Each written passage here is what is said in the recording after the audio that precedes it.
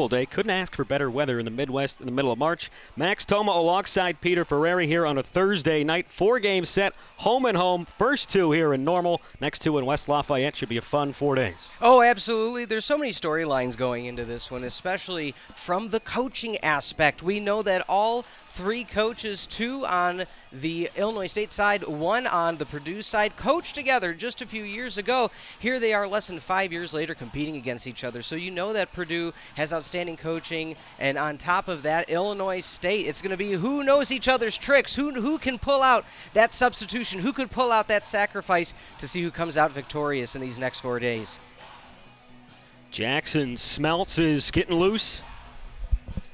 As Derek Salata, is the starting pitcher for Illinois State. Currently, Smeltz on the, Salata on the year, 4.57 the ERA, 4 appearances. This will be his 4th start and 5th appearance, the right-hander this year. And Illinois State, they're trying to play spoiler. It's more of a battle-tested team. They opened up the year 3 games against Arkansas. They won that opener 3-2, a 1-run victory against the number 2 team in the country.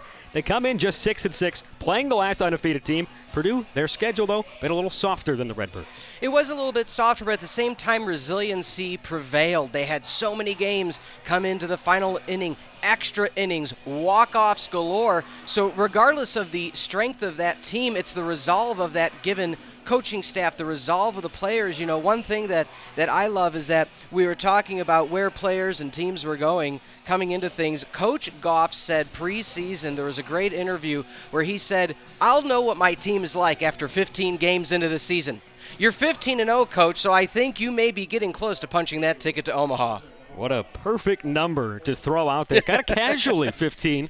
And 15-0 start. We're underway. Strike on the outside corner to Mike Bolton Jr. Bolton coming in 300 overall. Batting left. Coach likes when they're close to that.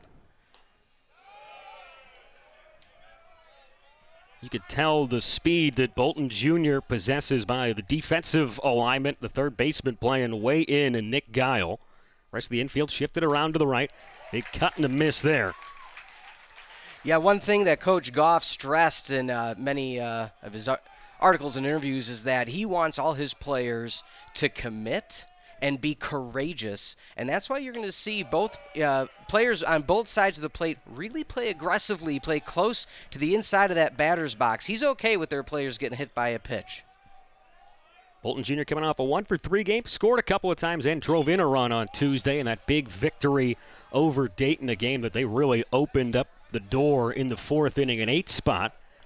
It's a number that, sadly, I'm too familiar with on the golf course, the good old snowman, but an 8 spot. It started with a Troy Viola homer, and then 7 runs later, en route to a blowout victory over Dayton. Win number 15, dating back to the last game last year. It's 16 wins in a row. That ties the all-time Purdue record dating back to 1908-1909. Payoff pitch. Swing and a miss. Strike 3. Salata starts out the ball game by striking out Mike Bolton Jr. Yeah, it's what you like to see. 25 strikeouts on the season coming into today. That's going to be number 26. Got him in a good count. Saw him trying to choke up a bit. Unsuccessful. Salata's first 3 appearances came in a starting role. His last time out against the Murray State Racers went 5 1/3 in long relief. That day allowed just 2 runs, 7 strikeouts to just 1 walk. Now he's facing Curtis Washington, the center fielder, right on right matchup with 1 out, nobody on here in the 1st inning. Spins in a tight breaking ball on the inside, and Salata looks like he's got everything going here. Absolutely. One thing that Coach Goff said is he coaches the players to look for things more high. So if you're going to get some off speed, have it break down outside. It's not something that is necessarily what the hitting coaches of Purdue have stressed so far in this season. But he does say he wants his players aggressive early, and often he wants a lead coming out of the 1st inning, regardless of how many runs his opponents score. Couple of hops over to second base and a 4-3 putout as Soberano throws to McCaw. 2 up, 2 down. And, well, you want a storyline for the success for Purdue through these first 15 games. Bolton Jr. and Washington have both reached in all 15. They have done a great job of setting the table. And Purdue in the 1st inning has just been lights out this year. They've outscored their opponents 25-6. When they score in the 1st, they're 9-0. Yeah, it's a pretty good stat. It helps add to that 15-0 overall record. Hard ground ball, chested down by McCaw. He'll flip it to Salata, cover in the bank. 3 up, 3 down in the first inning, as clean as it can get. 1 strikeout for Salata. Redbirds coming up for the first time at home this season. It'll be Soberano, Gauthier, and McCaw when we return.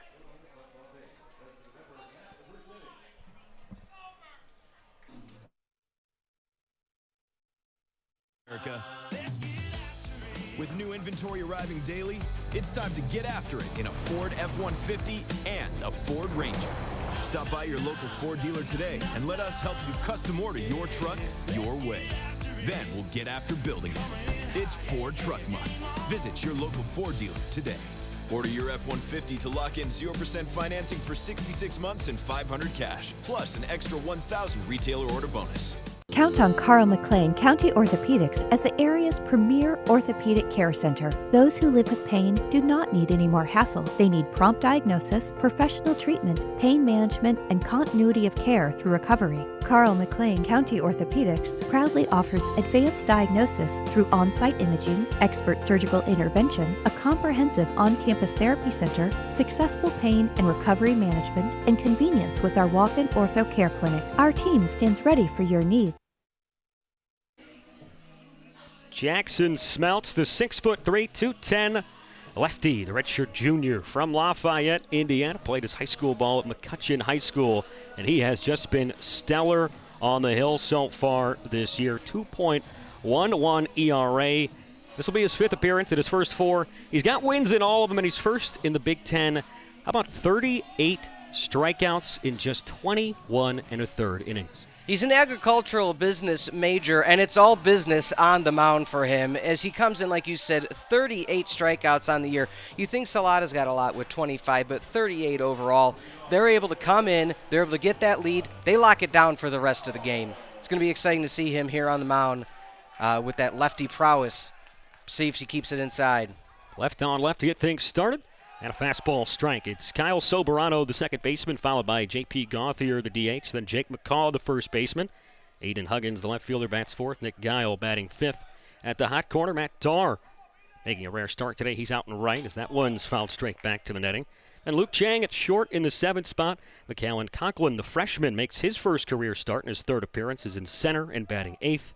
And then Tyler Waltman is doing the catching, the battery mate of his starting pitcher, Derek Salata, and that great 3 up, 3 out first inning. No balls, 2 strikes. Pitch on the way, swing and a miss. Good morning, good afternoon, good night. Soberano goes down on 3 pitches. He sure did. He wanted it early.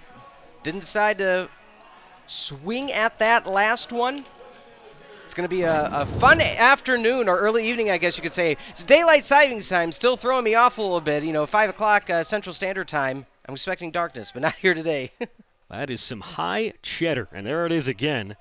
You got to love reading a scouting report. You see he lives in the zone. He strikes out a ton of people, comes out, strike, and sit down. Efficiency at its finest. 2-0 the count here to J.P. Gauthier. Gauthier again, 267 coming into today. 333 on the slugging side. He's making just his 5th start of the season so far. Look at that first long ball.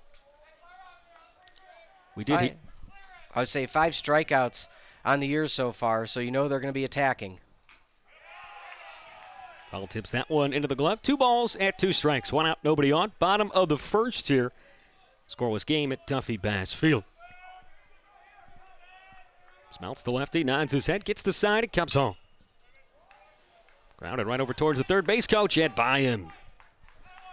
Gets tested early on at third base coach, I should say. Gets out of the box quickly. Tried to forehand it there. Should have gone for the backhand. Couldn't get there.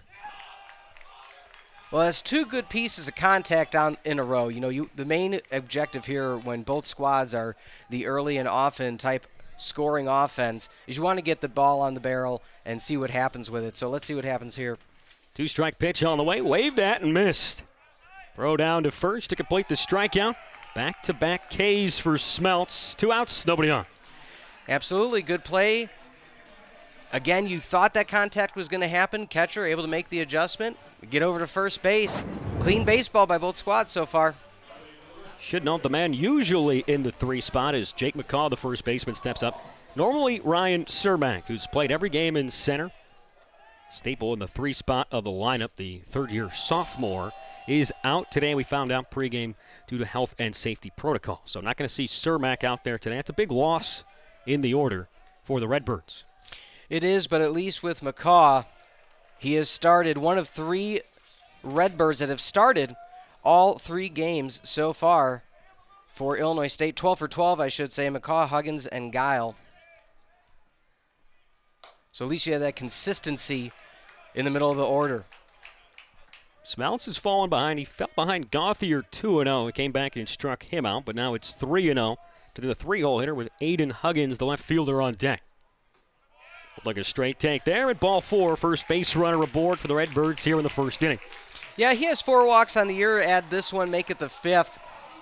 When you come in knowing that they are going to be the aggressor on the mound and in the batter's box, when they get to that point, you might as well say, chalk it up, get him on first base, and let's get to the next player. Modern baseball at its finest. Nothing but strikeouts and walks so far in the bottom of the first. Maybe we'll see a home run as well. The 3 true outcomes. That's what baseball's all about these days, but the Purdue team that is 15-0, they play a lot of small ball. Absolutely, lot of small ball. Coach Goff has been on the record with saying that, albeit it's not as fancy and shiny as it used to be, we're going to try to prevent outs, and if it's an out, we want to make it useful. You know, the old adage, get him on, get him over, get him home. They even referenced in a recent interview Moneyball. That's the objective. 0-1 the count. Jake McCaw, the runner at first. The batter is Aiden Huggins. Pitch on the way, jammed in the air and out of play. Foul. McCaw this year, he does lead the team in steals with 4. 4 for 5 so far this year. It's not a team that steals many bags. 14 for 17 on the year. Purdue on offense, 46 steals. Nobody else in the Big Ten has 30. No, this team is quickly proving themselves to be at the top of the Big Ten. You know, something Coach Goff was saying is that he knows that 5-6 years ago, Big Ten once in a while produced 1 or 2 teams, I should say, that got an invite to regionals. Times have changed in the Big Ten, and Purdue is one of the stalwarts of that change. So they have 15 wins in their first 15 games. Last year, their win total was 15. So they can surpass that with a win tonight. 0-2 pitch, fastball misses upstairs. We've seen plenty of heaters high in the zone in the early going from the big lefty. One thing that's beautiful to say, though, and I'm sure you agree with me, Max, is that it's going to be a full season. 2020 shortened, of course. Last year, very abbreviated and unique season. Players coming in, players coming out, as we see the check to first base. But with that being said, having a full offseason, having a full conditioning program, not having the limitations to get together to practice. You know, one thing that some of the Purdue players have said recently is fielding outfield balls in practice. Swing and a miss, strike 3. Smeltz strikes out the side here in the first, strands a 2-out walk. We'll finish that thought when we return. Through 1 inning, no score. We're just getting underway here between the Redbirds and the Boilermakers at Duffy Bass Field.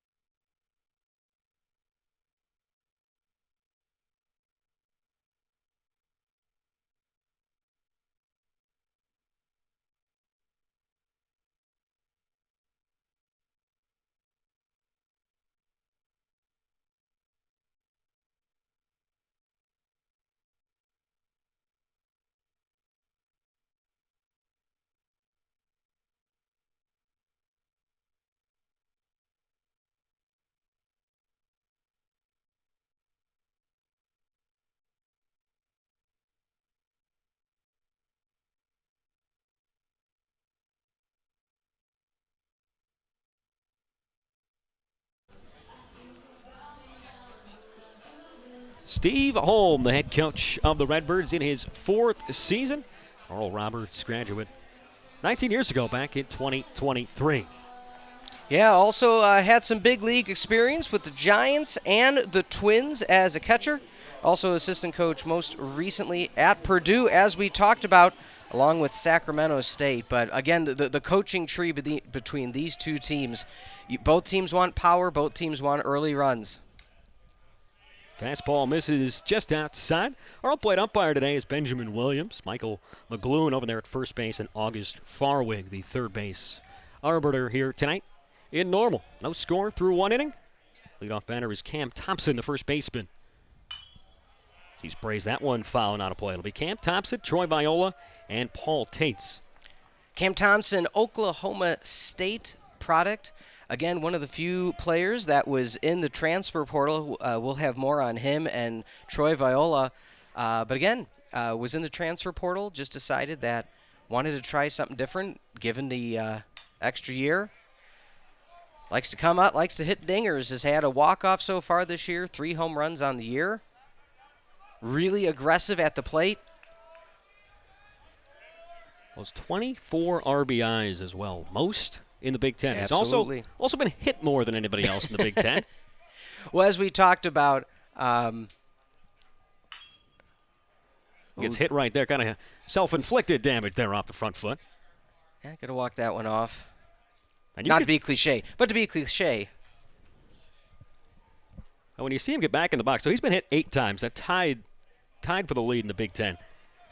His feet are right on the chalk. Oh, absolutely. Pretty much as close to the plate as you can legally stand. You know, we talked about it in the first inning. Coach Goff says, courage.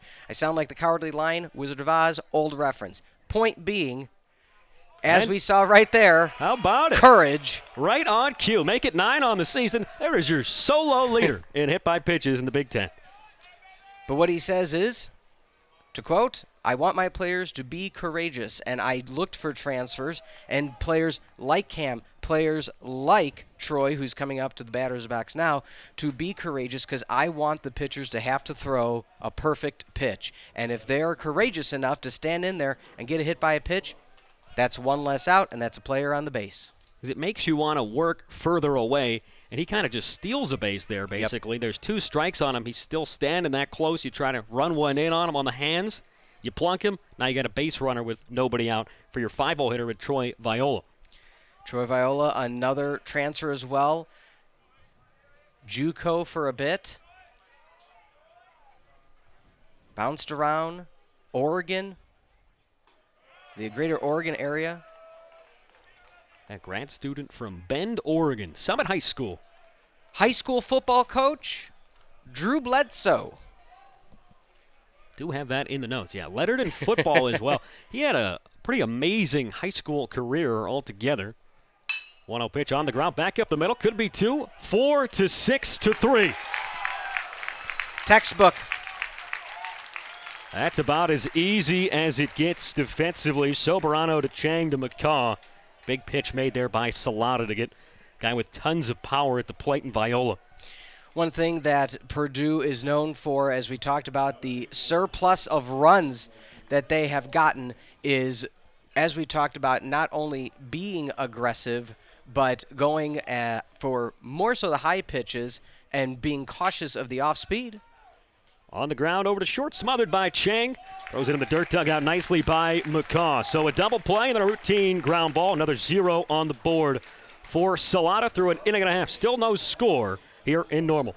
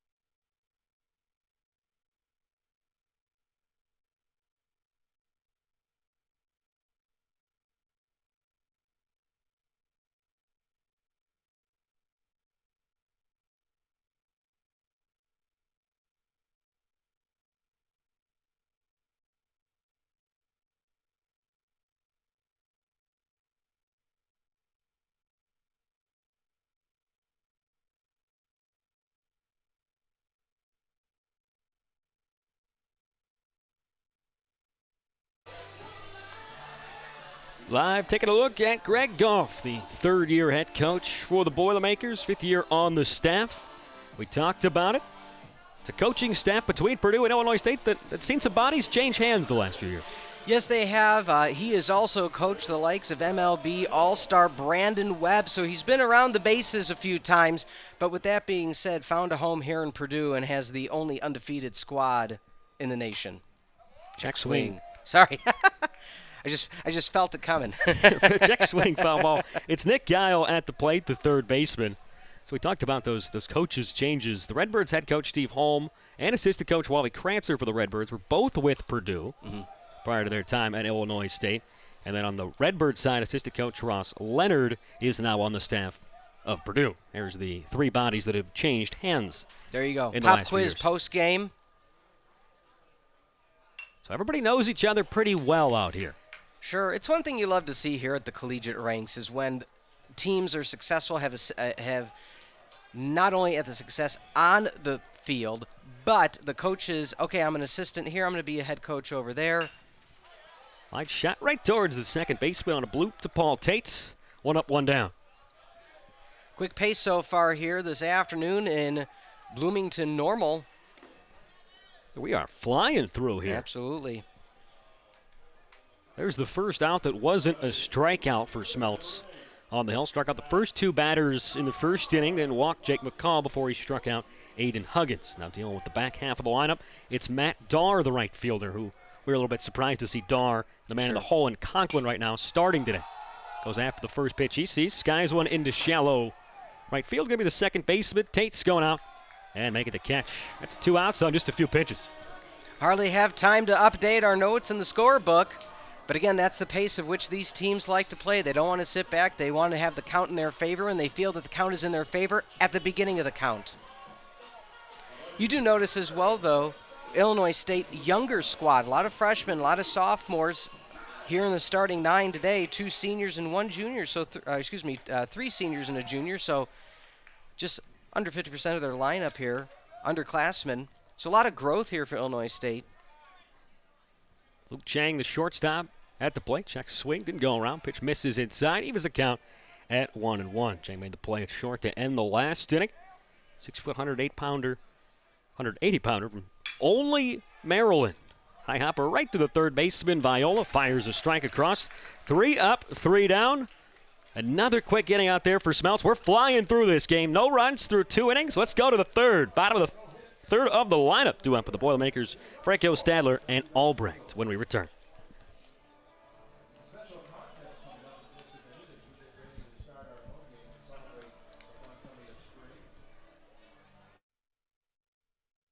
Our legacy is one of preparing students to create, to explore, to lead, to make an impact.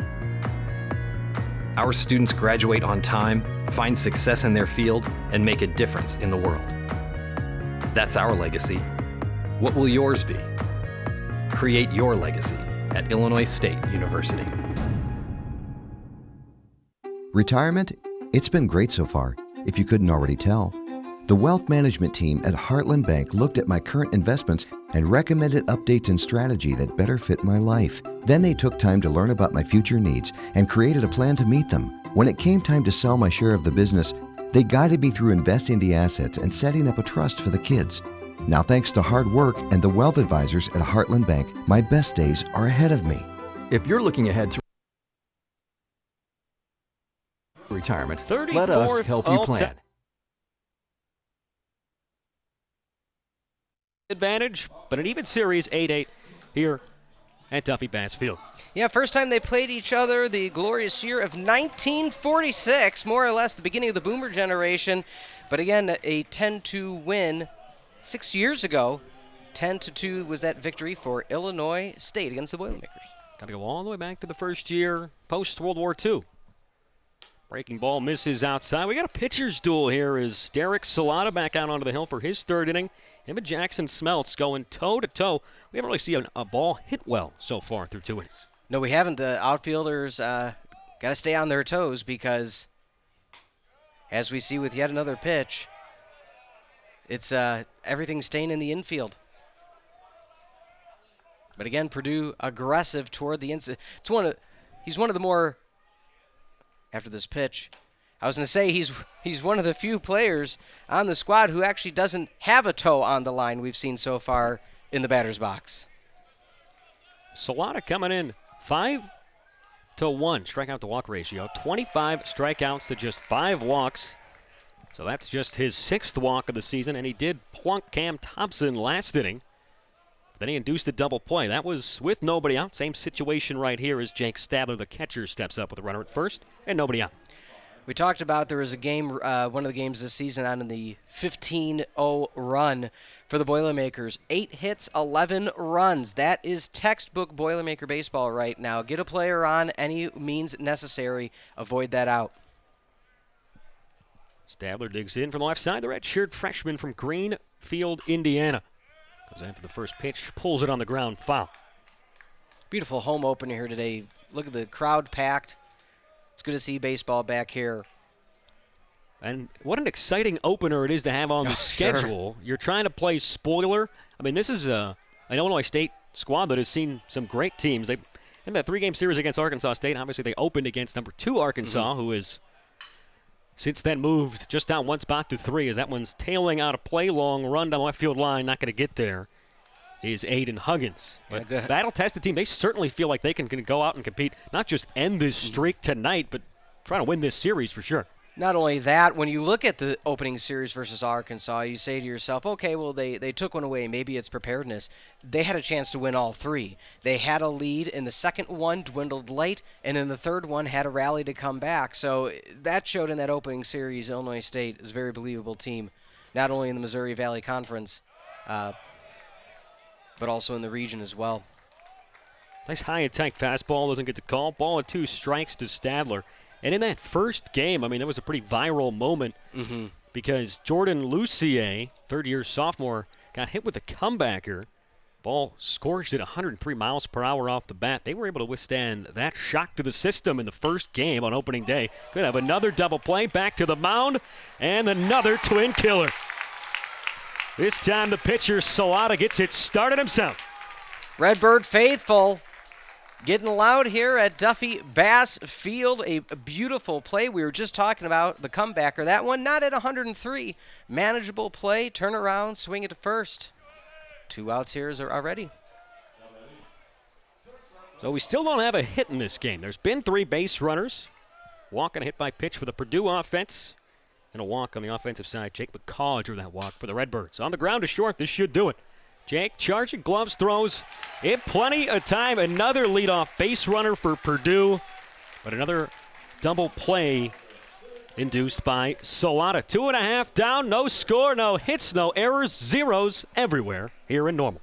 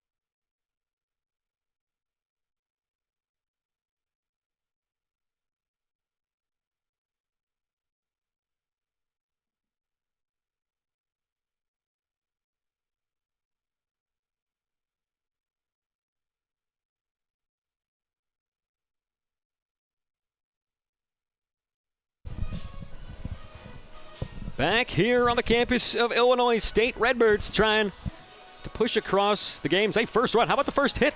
It's been about as quick as possible. It's been under 30 minutes through 2.5 innings here. I think the coaches must have an after party that they just want to get to quickly and have a good time this evening. I jest. But no, it's efficiency, and that's how both squads are operating.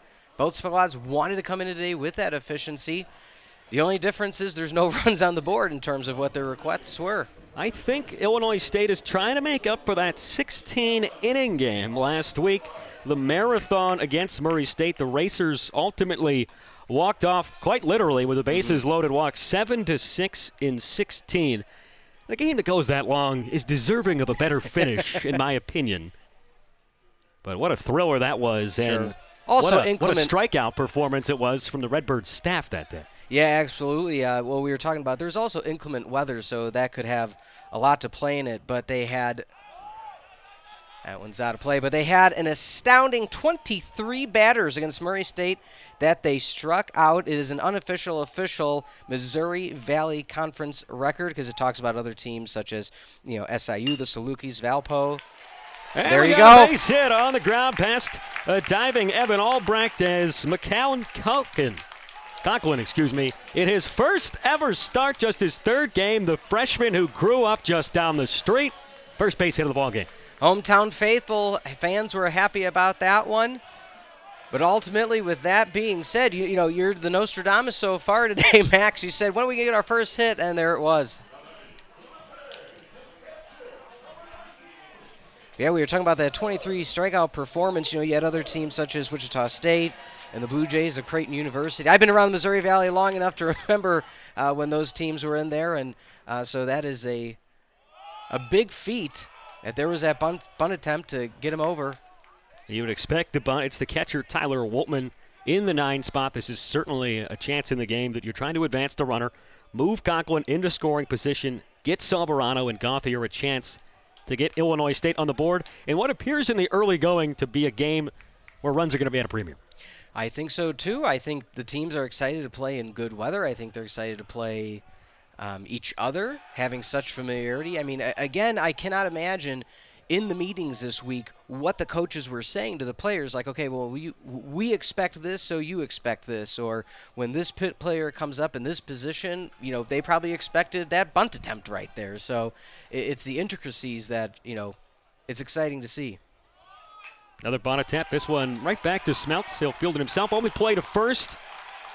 Job done from Waltman, moving Conklin into scoring position, and now you get Soberano up at the plate. First RBI chance for either side. Beautiful play to get him over. Again, we were talking about the bunts and how both teams value the small ball aspect of it. And again, as you stated, Max, if runs are truly going to be at a premium, I expect more bunting throughout the rest of this game just to try to get that opportunity to make contact because both pitchers are dealing so far today. And you got a veteran at the plate, to say the least, in Soberano. Left on left, 6th-year senior from Northern California at the dish. Nice sliding block there by Stadler. Yeah, a bit off speed outside. Able to hold back on that one.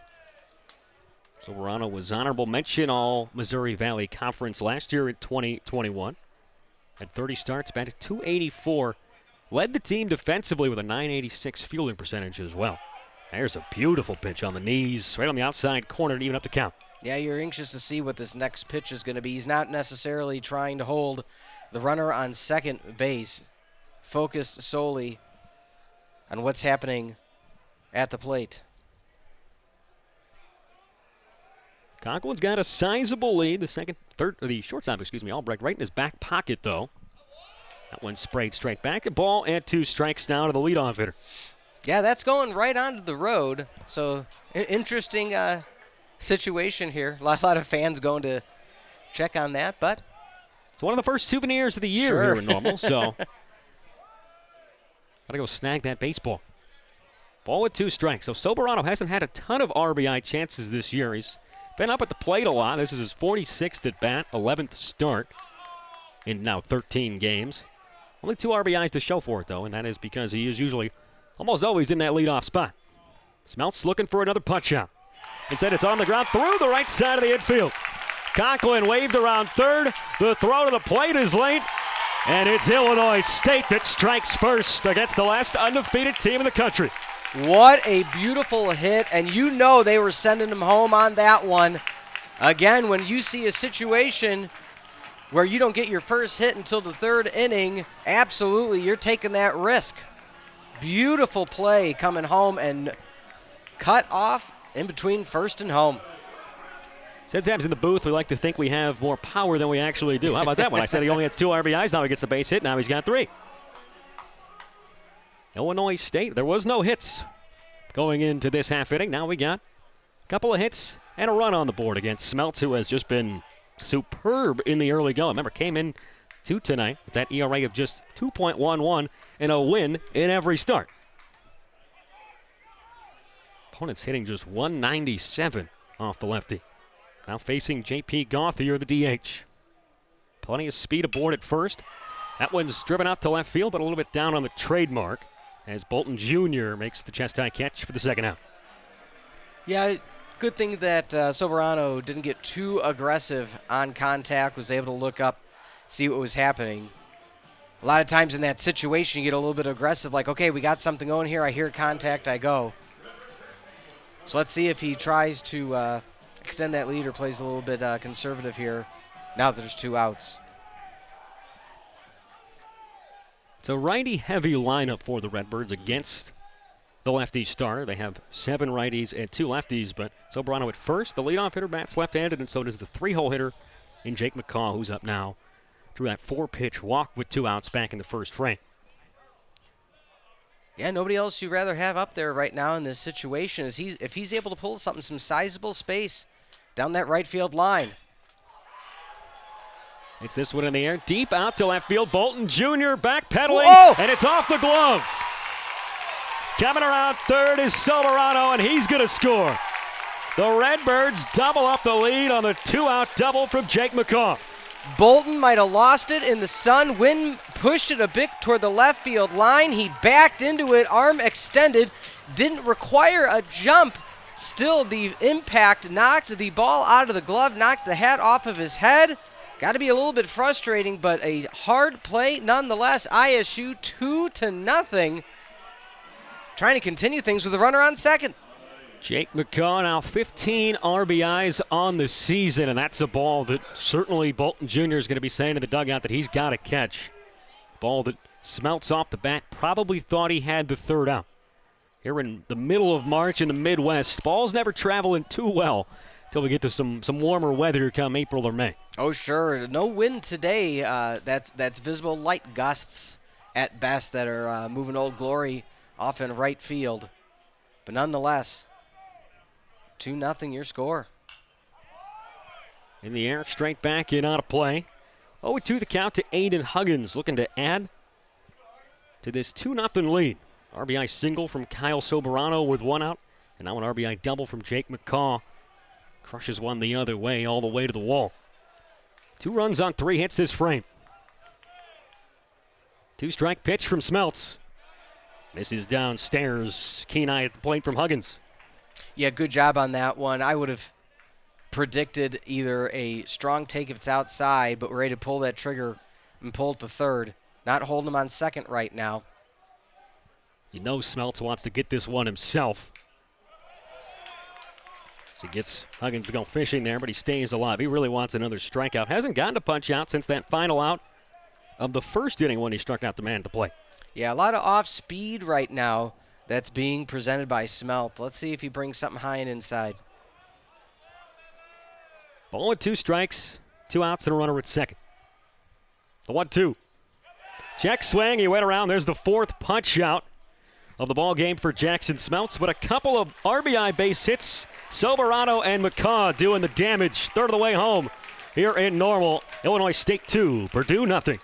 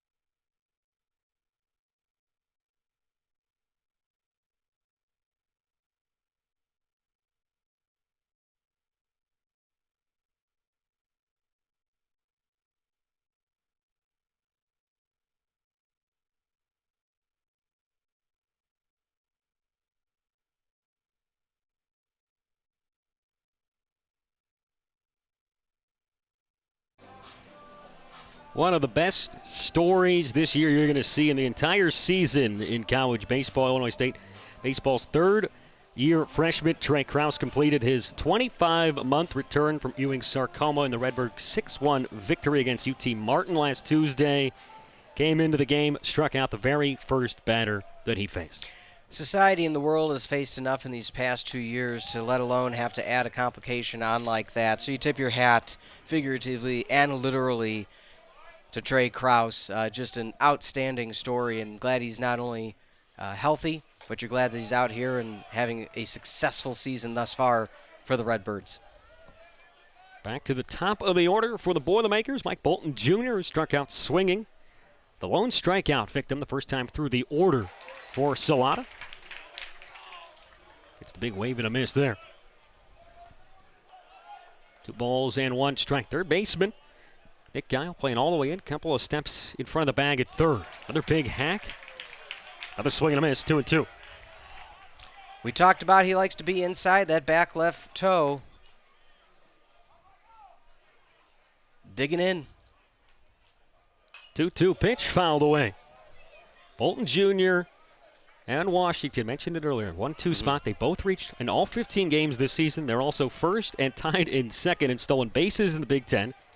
Bolton's got 10. The man on deck has 9. Great speed if they can get on.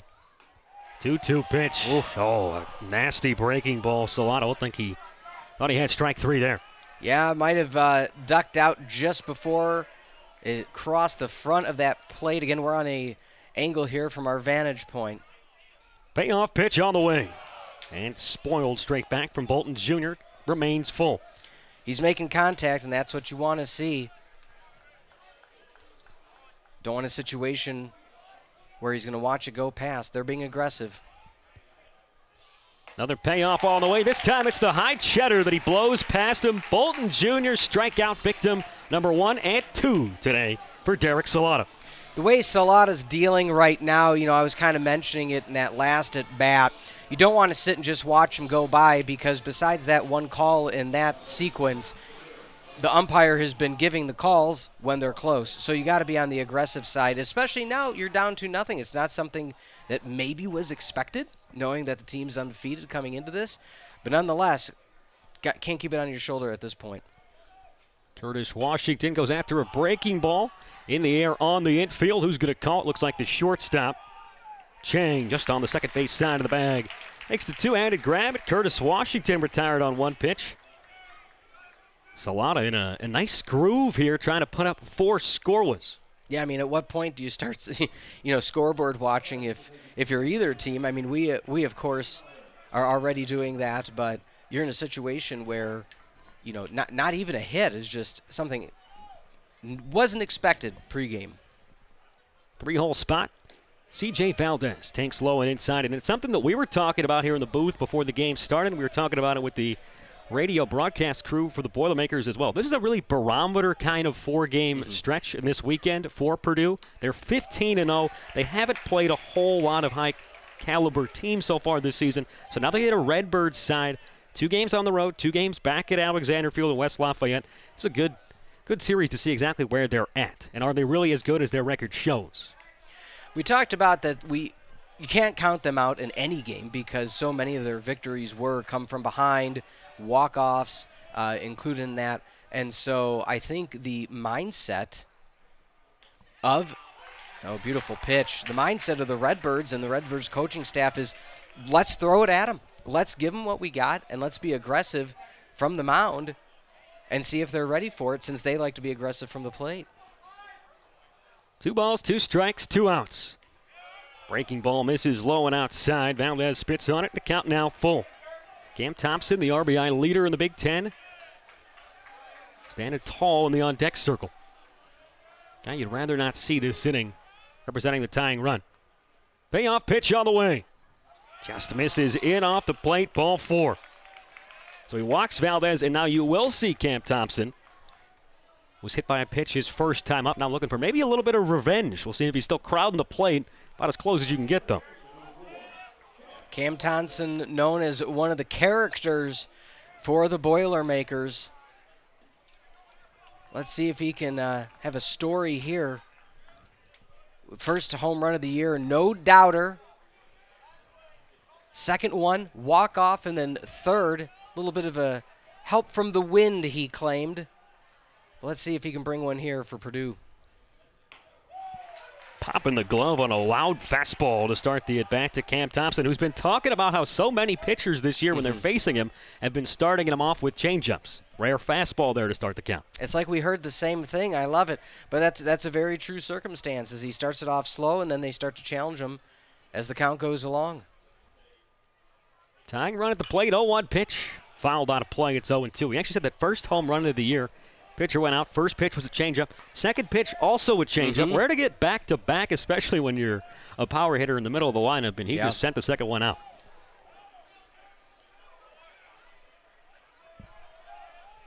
Valdez at first base. Just one steal and 2 tries so far this year. Rarely going to see him in motion with the man behind him possessing the pop that he does. Stays put, 0-2 pitch. Cued right back to the mound. Salata sets it, fires. Strands a runner, puts up another 0. Redbirds riding the momentum and grabbing the sticks. Up next in the 4th.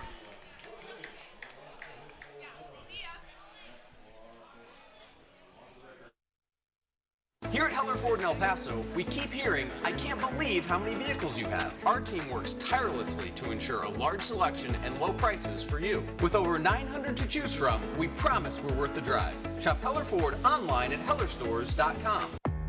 At Illinois State University, our legacy is one of preparing students to create, to explore, to lead, to make an impact.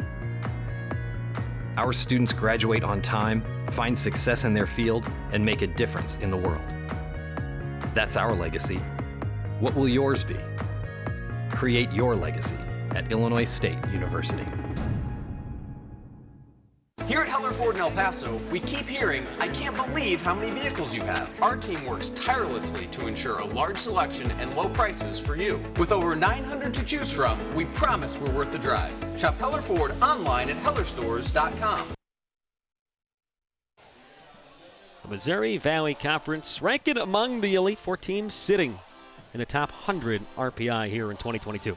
Valpo, ISU, Southern Illinois, and Dallas Methodist are all ranked high for the Missouri Valley. It's a beautiful thing to see if you're a fan of the MVC. Once tapped foul off the plate. Nick Geil, the hitter.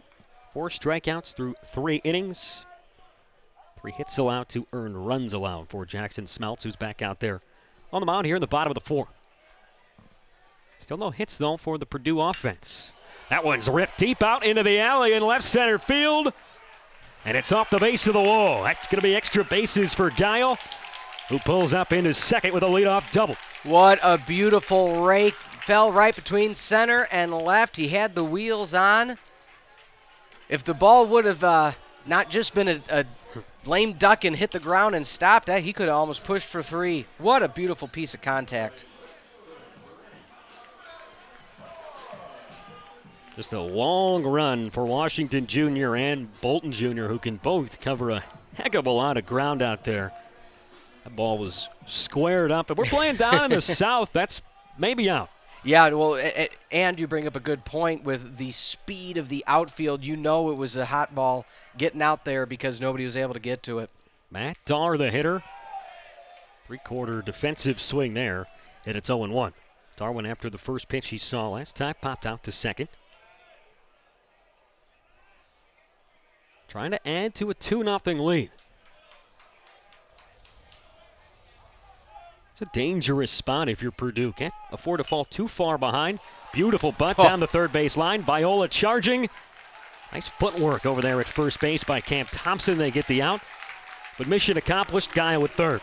Absolutely. Get him on, get him over, get him home. I know it's cliche. I know we said it already today, but again, that's the mindset of these Redbirds and the Boilermakers. Beautiful bunt third base line. That was not rolling. That was staying right on the fair side of that line. Beautiful play. Got 2 outs to get him home. And when you're playing on an all-turf field, you can't really let it roll because it's not going to move all that much. You're not going to get that grass to kind of kick it foul towards the left. There's not a divot. You're going to get true bounces only on all-turf fields. Maybe fortunate that was foul off the bat of Luke Chang. That was not going to get the job done. 0-1 to count. Nick Gaio at third. Luke Chang, the shortstop, at the plate. 2-0 Redbirds after a 2-run third inning. Back half of the lineup trying to add to the lead. It's the 7-hole hitter at the dish right now. Infield all playing in for the Boilermakers. Outfield at average depth. 0-1 pitch. Right on the outside corner. I was say something to keep in mind, too, is Illinois State, they don't have as many walks as Purdue. Chang has 4, though, so don't be surprised if maybe they wanted him to hold a little bit those first 2 pitches just to see what's going to be delivered to him.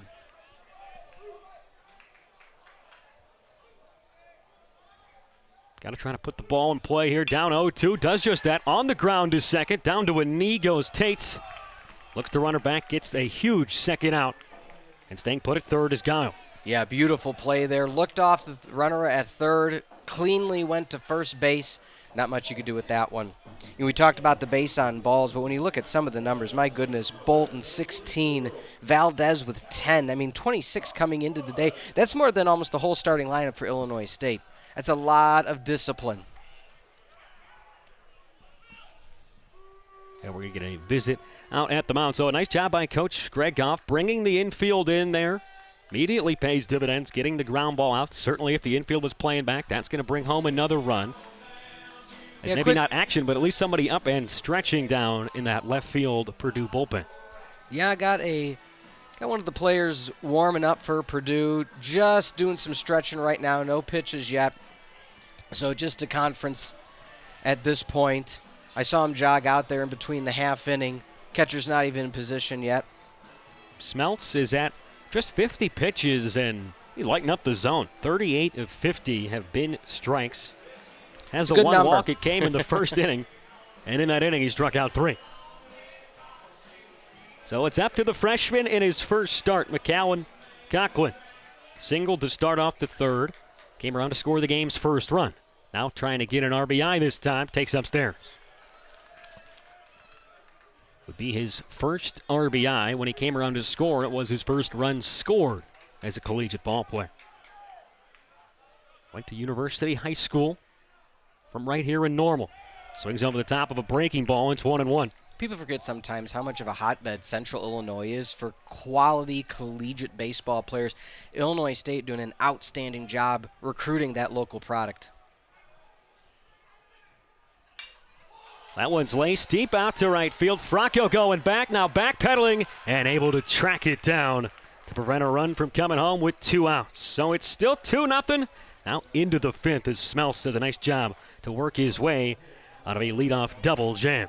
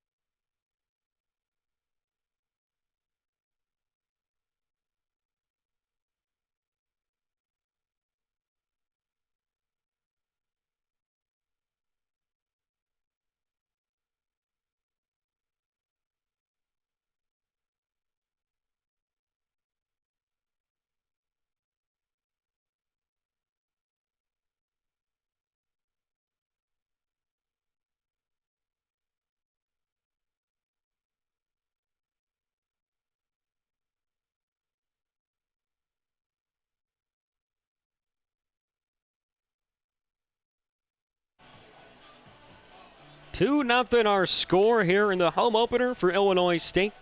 Trying to dethrone the only undefeated team in baseball in Purdue. 72 degrees, barely a cloud in the sky. Middle of March here in the Midwest. This is not St. Patrick's Day weather. This has been phenomenal. I forgot to even mention it. I even wore a green tie just for the broadcast, also to be neutral, but at the same time, yeah, happy St. Patrick's Day, everybody. Just a great time in the collegiate sports world right now. As that one's fouled straight back. Troy Viola, 5-hole hitter at the plate, grounded into a 4-6-3 double play, his first trip up. Pitcher out there, still Derek Salata. No hits allowed in his first 4 innings. Righty fires home, and that one's lined into right, but they got a guy there, Matt Darr. And there's the first down. Thought I jinxed that one. I'll take a base hit off the bat. Nice positioning, though, and just unfortunate for Viola, who kind of barreled that up. Viola, no relation to Frank Viola. He is on record saying that at least that he knows of. Also, big Star Wars fan, so we'll have to throw some references in. Maybe the Force wasn't with him on that hit. Got to check Purdue's schedule to see if they're playing on May the 4th this year. That one's shot foul and out of play over towards the Illinois State bullpen. Paul Tate's the second baseman. Now up with 1 out and nobody on. Sun still fully in effect out here, although right at the plate, batter in Tate's and the catcher, the battery made of Salata, are in the shadows right now. Breaking ball on the ground at third. It's going to be a tough play, but it rolls foul. They do not play on May the 4th. They have Michigan on the 1st, and then they jump to Iowa for the 6th. So we'll celebrate his day today. Do you partake in any of the Star Wars, Mandalorian, Obi-Wan movies? I do partake. Okay. I'm not super up to date. You went Star Wars. I was going to go Iowa Hawkeyes off that tangent and say, oh, okay. Tough day to be a Hawkeyes fan because they just got bounced. The 12 seed's got to win every year in March Madness. By the way, thanks for tuning into some college baseball. You know there's plenty of action today. That breaking ball swung on and missed. Another strikeout, third of the day for Salata. 2 up, 2 down here in the 5th. Bit of a questionable call there, just in terms of he wasn't quite sure what the situation was. I'm not sure if he thought that he got a piece of that ball. I think that's what he thought. Either way, Paul Tate's retired for the second time, and now it's Sam Franco. Yeah, I think Tate's thought it might have clipped him, but 2 outs, nobody on, and this could be a quick inning on a couple of hops. Over to Giles. It fires in time. 3 up, 3 down. Halfway home here at Duffy Bass Field. We got a no-no for Derek Salata through 5. His team trying to add to their 2-run lead.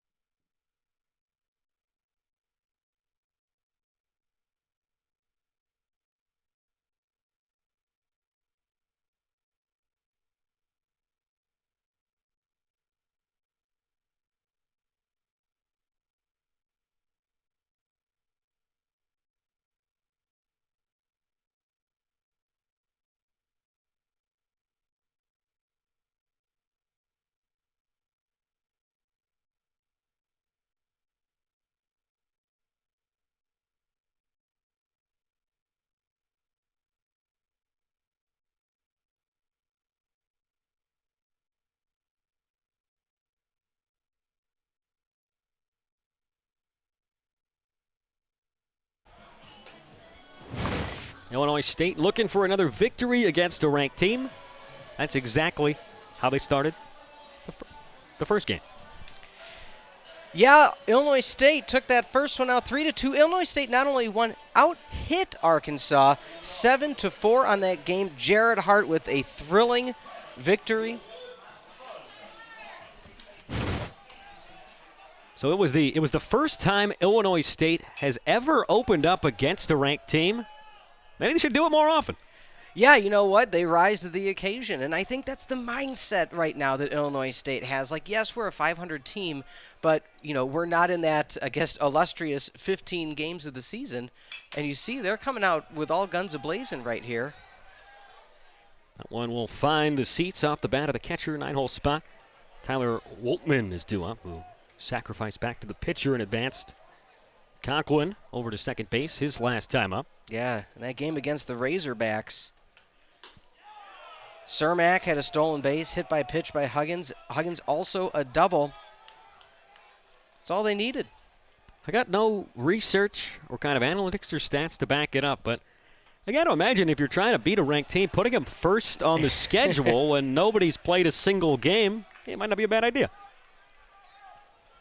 It's always nice to preface a thought by saying you haven't done the research and you don't have the stats to back it up. That's why they keep watching. Woltman's on the board with his single, 4th hit of the ball game, all coming for the Redbirds. And that's what makes college athletics so fun. I mean, you even think about it on the football side. Think about the Appalachian State, Michigan tales of days gone by, 15 years ago when we talk about teams in the Big Ten. I mean, those type of stories, college sports is any given day, any team can come out victorious. That's why, putting games on the schedule like that is so important. So Woltman gets the 7th hit for him this season, making his 10th start. And that's a big base knock. Leadoff hitter aboard. You turn the lineup card over. Now comes Kyle Soberano, who singled in a run and then came around to score. Walden both runs scored in that 2-run third. Tries to bunt, bunts right through it. I was expecting to see a bunt again at some point. Glad we saw it there. Got to keep Purdue conscious that, oh yeah, they do that too. How about the shades he's rocking up there from the left side?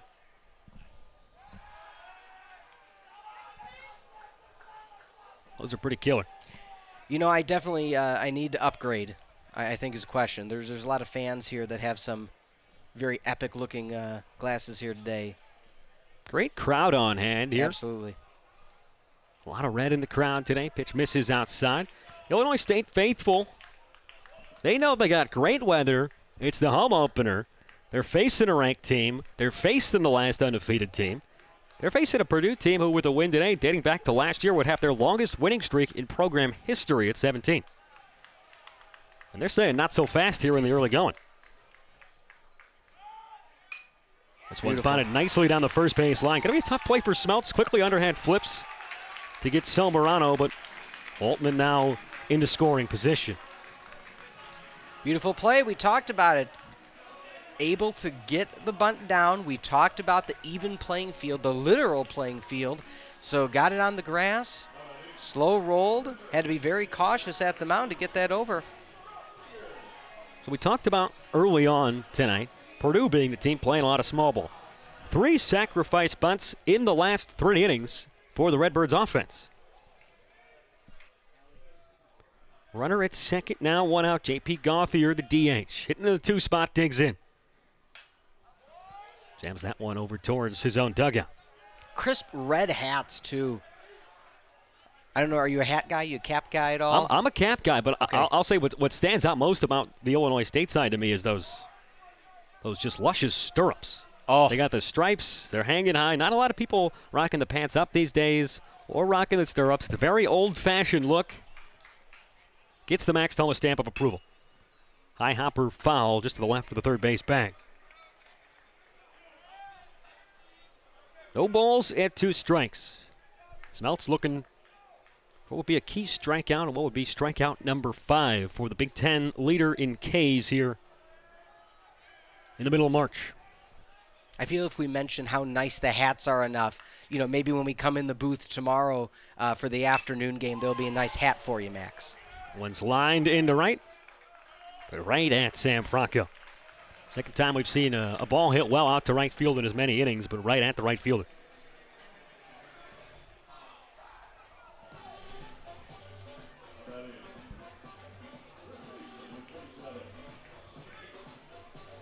I like where you're going with the hats idea, though. We should start talking about other things that are maybe even a little more prominent, a little more nice to see if we can get something in the booth. Oh, you know what? The coaches have a great red polo on, some good sweaters and hoodies in the crowd. I'm liking the bat that Jake McCaw's got right now.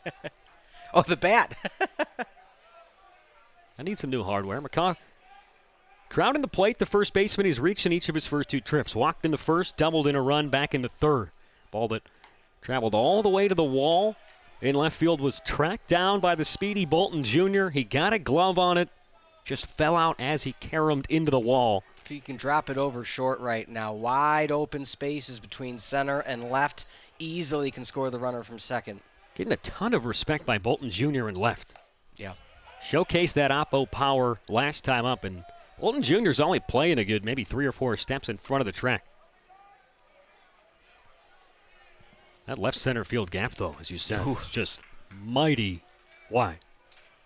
Ball to strike, 2 outs. Runner in scoring position. Pitch on the way outside. One thing to keep in mind, being a lefty myself, when you come to a situation like this, 2-1, keep a look on his foot placement. If he tries to shift or drops that front foot a little bit toward the inside of the plate, you can see he's trying to push it into that vast gap as we talked about. Not great speed with the catcher out there at second, but a base hit to shallow left field, and Bolton Jr. is really not giving him any kind of chance. Running on contact with 2 outs to try to get the out at home. Both pitchers very quick on the mound in between delivery. 2-1 to McCaw. High and outside with the fastball. It was pitch number 65. Green light him? I think you green light a guy in Jake McCaw who has showcased some power here early on this season. Second weekend of the year. He was the MVC Player of the Week.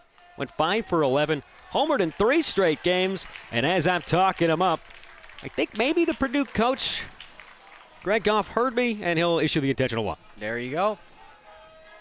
Again, you're like 3 for 3 on predictions today. I'm telling you, once this stuff starts happening, you think you have more power in the booth than you do. Notice we haven't gotten to polo. We haven't gotten the hat.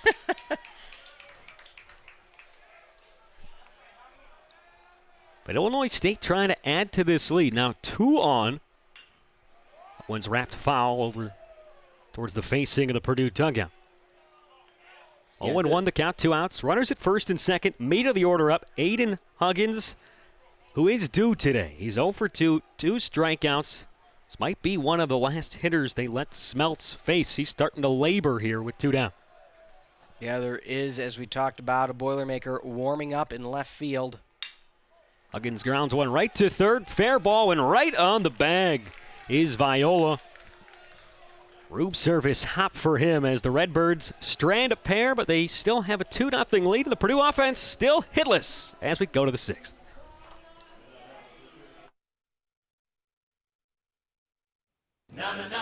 It's Ford Truck Month, America. With new inventory arriving daily, it's time to get after it in a Ford F-150 and a Ford Ranger. Stop by your local Ford dealer today and let us help you custom order your truck your way. Then we'll get after building it. It's Ford Truck Month. Visit your local Ford dealer today. Order your F-150 to lock in 0% financing for 66 months and $500 cash, plus an extra $1,000 retailer order bonus. Count on Carl McLean County Orthopedics as the area's premier orthopedic care center. Those who live with pain do not need any more hassle. They need prompt diagnosis, professional treatment, pain management, and continuity of care through recovery. Carl McLean County Orthopedics proudly offers advanced diagnosis through on-site imaging, expert surgical intervention, a comprehensive on-campus therapy center, successful pain and recovery management, and convenience with our walk-in ortho care clinic. Our team stands ready for your needs. Max Toma and Peter Ferreri with you on a Thursday night here at Duffy Bass Field. Top of the 6th, Purdue. They're trying to get some kind of momentum going, and maybe the final out to end the 5th can do it for them as Smeltz was able to work out of a jam, strand a couple, 8-9-1 due up for the Boilermakers.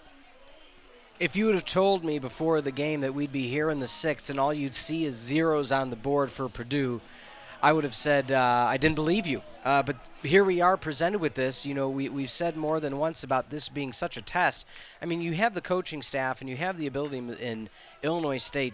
They're used to winning the Missouri Valley. They're used to being an above 500 squad, and they're showing that here, and a lot of resolve. Nice off speed, just didn't catch it. Jake Stadler, the catcher, was up last time with a runner at first base and nobody out in the 3rd inning. Grounded into a double play right back to Salata, who's still on the hill. Line shot into right field, and a basket catch made by Mac Dar for out number 1. Hard hit if that's 5 feet either way. It was going to be a diving attempt. Didn't need it, straight into the glove. It's one of the hardest hit balls for Purdue this evening so far. Now it's Evan Albrecht in the 9-hole spot, the shortstop. As Purdue has had 3 base runners so far. 1 in the 2nd, 1 in the 3rd, 1 in the 4th, 2 walks, and a hit by pitch. Still no hits. Get me over Uncle Charlie to start the at-bat. It's 0-1. It's a Purdue offense coming in 7.7 runs per game. They're hitting .283. That's third in the Big Ten. Second in on-base percentage at .395 in the Big Ten. But it has been the Derek Salata show on the mound. One thing that was Coach Goff said is he was asked this week, you're not going to win every game. And he kind of laughed at it. He goes, oh, okay. And they said, but what happens when you don't? And I don't want to start getting ahead of where things are going. This is so far one of the biggest tests that Purdue has had. I mean, being this far along in a contest and not a single hit, I wonder if you start to see some pressing happen at this point. The longest Salata has gone into a game this year was his last start. Another breaking ball. Doesn't get the call this time. 6 innings at Arkansas State back on March 5th. Allowed just 2 runs that day. That was the longest start for any Redbird so far this season. 2 outs away from matching that. And a wave and a miss. 2 balls and 2 strikes. Yeah, we talked about the bit of an aggression. Purdue likes them on the upper half of the plate. They're starting to swing at lower pitches at this point just because they're trying to get some solid contact. 2-strike pitch, blew it past him. Nothing but fastballs to get back in the count and get the punch out, number 4. Low and outside, was able to take advantage of the situation. Started him with the curveball, then fell behind in the count, 2-1. Fastball. Gets the K, and here's you get those first couple of guys out because now you're back to the top of the order, and you're facing Bolton Jr. with 2 outs and nobody on base. He tanks a fastball upstairs. Bolton Jr. over 2 Ks. Top 2 guys in the order. Both have reached in all 15 games, combined 0 for 4. Definite anomalies, but again, low heater. There is no action yet in the Redbirds bullpen. This is Salata's inning to get through. Fastball just misses the inside corner. Well, I think when you get to this point where he's dealing as effectively and well as he is, you don't want to even have the thought pop into his head and look over his shoulder to see that somebody else is there. 2-1, slowed it down a bit, misses outside. And how about the efficiency? That was only pitch number 60, and he's potentially 1 pitch away from getting through the 6th inning. 3 balls, 1 strike, 2 outs, nobody on. Look at that. His location, he hasn't been getting all the borderline calls maybe this inning, but he's hitting the spots he's going for. Very Mark Burley. Quick game, quick delivery. Crowd can sense this one. They're starting to get loud. Payoff pitch. Lifted down the left field line, slicing away. And it's going to be a foul ball. That had the distance to get out of here. Bolton Jr. put a jolt into it. Just a little bit tardy. Yeah, Huggins, he started a strong effort toward the line, then started to veer back a bit. Deep sigh of relief for Redbird fans. That had people holding their breaths, and Bolton Jr., who does not have a home run this year, he did come into the day hitting .300. Showcasing the pop in the bat. .330 down the left field line. He's trying to go oppo. Yeah, if you have that much strength, .330 on the far side. Another payoff pitch from Salata. R2 hopper backhanded by Soberano. 3 up, 3 down. Inning, another punch out. No hits allowed through 6 for Salata. Redbirds cruising, looking for some insurance here in the 6th.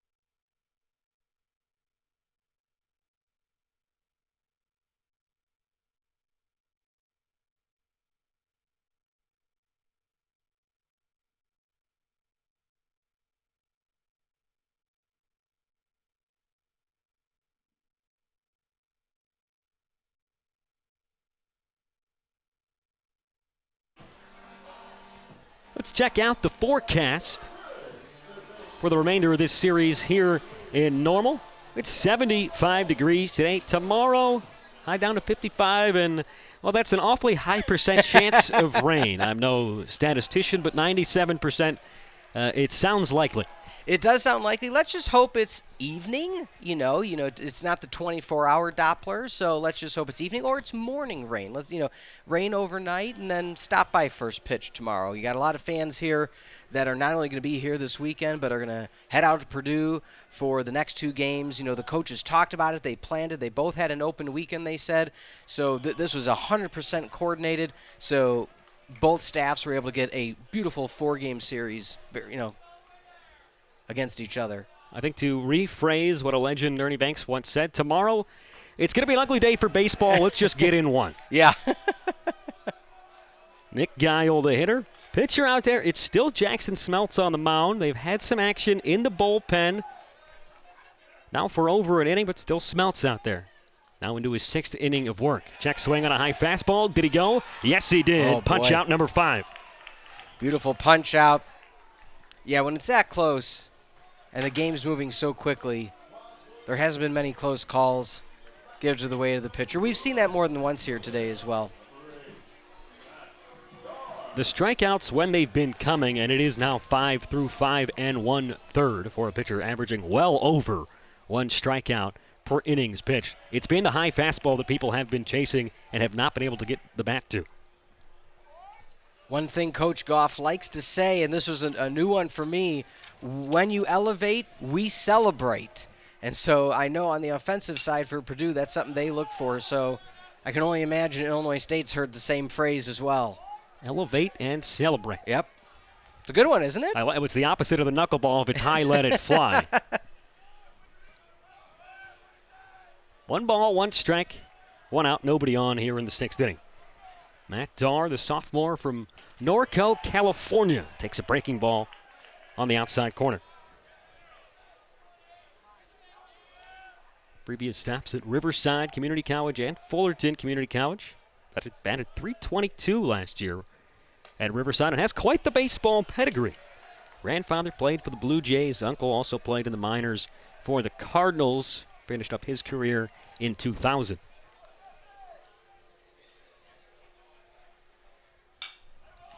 Now his nephew playing for the Redbirds. He played for the Cardinals.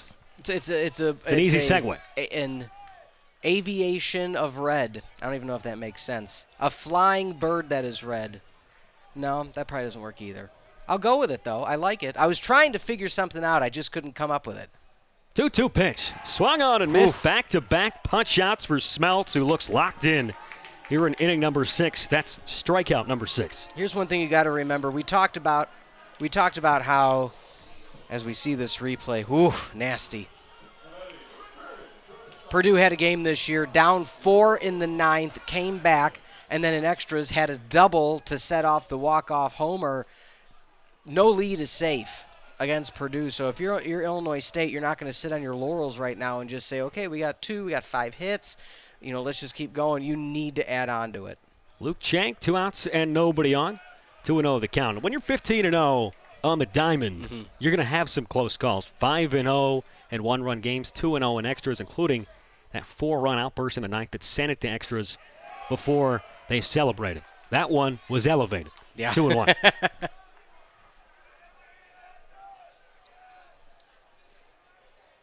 Give a tip of your cap to Smeltz. He's pitched pretty great out there. He's only allowed 2 runs and 5 hits. His offense just has not had his back at all.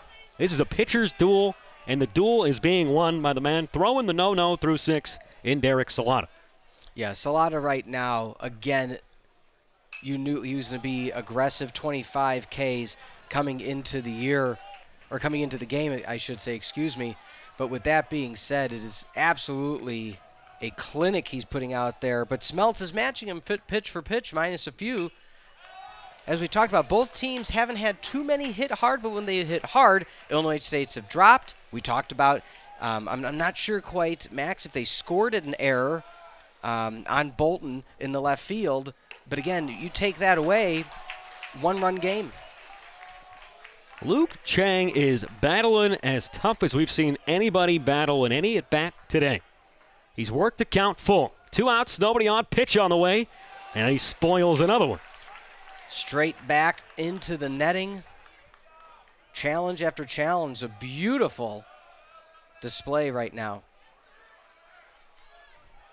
Making Smeltz work. Payoff pitch on the way. Line shot. Back up the middle. Base hit. Chang wins the battle. Takes the turn. He'll stay at first with a 2-out single. You want to talk about earning a runner. Illinois State earned that runner. And that's the kind of at-bat that a coach just absolutely loves to see. There's 2 outs. There's nobody on base. And you hang tough. You foul away 4 pitches. Yeah. And then you finally get a pitch to your liking, barrel it up, line it back up the middle. And may we see Chang in motion at some point. You got 2 outs, a runner at first. Conklin is at the plate. I think at this point, you could take the risk. You might as well, although Smeltz being a lefty, as we see, I was going to say, can more easily hold on that distance. Chang has yet to attempt a stolen base so far this year as well. Pitch count now over 90 for the lefty. In line for what would be his first loss of the season. Another throw over to first. In line for what would be his first outing in which he didn't get the win, might be a better way to phrase that. There you go. I mean, 4-0 coming into this game. 21 1/3 innings pitched. He's been a workhorse for the Boilermakers, that's for sure.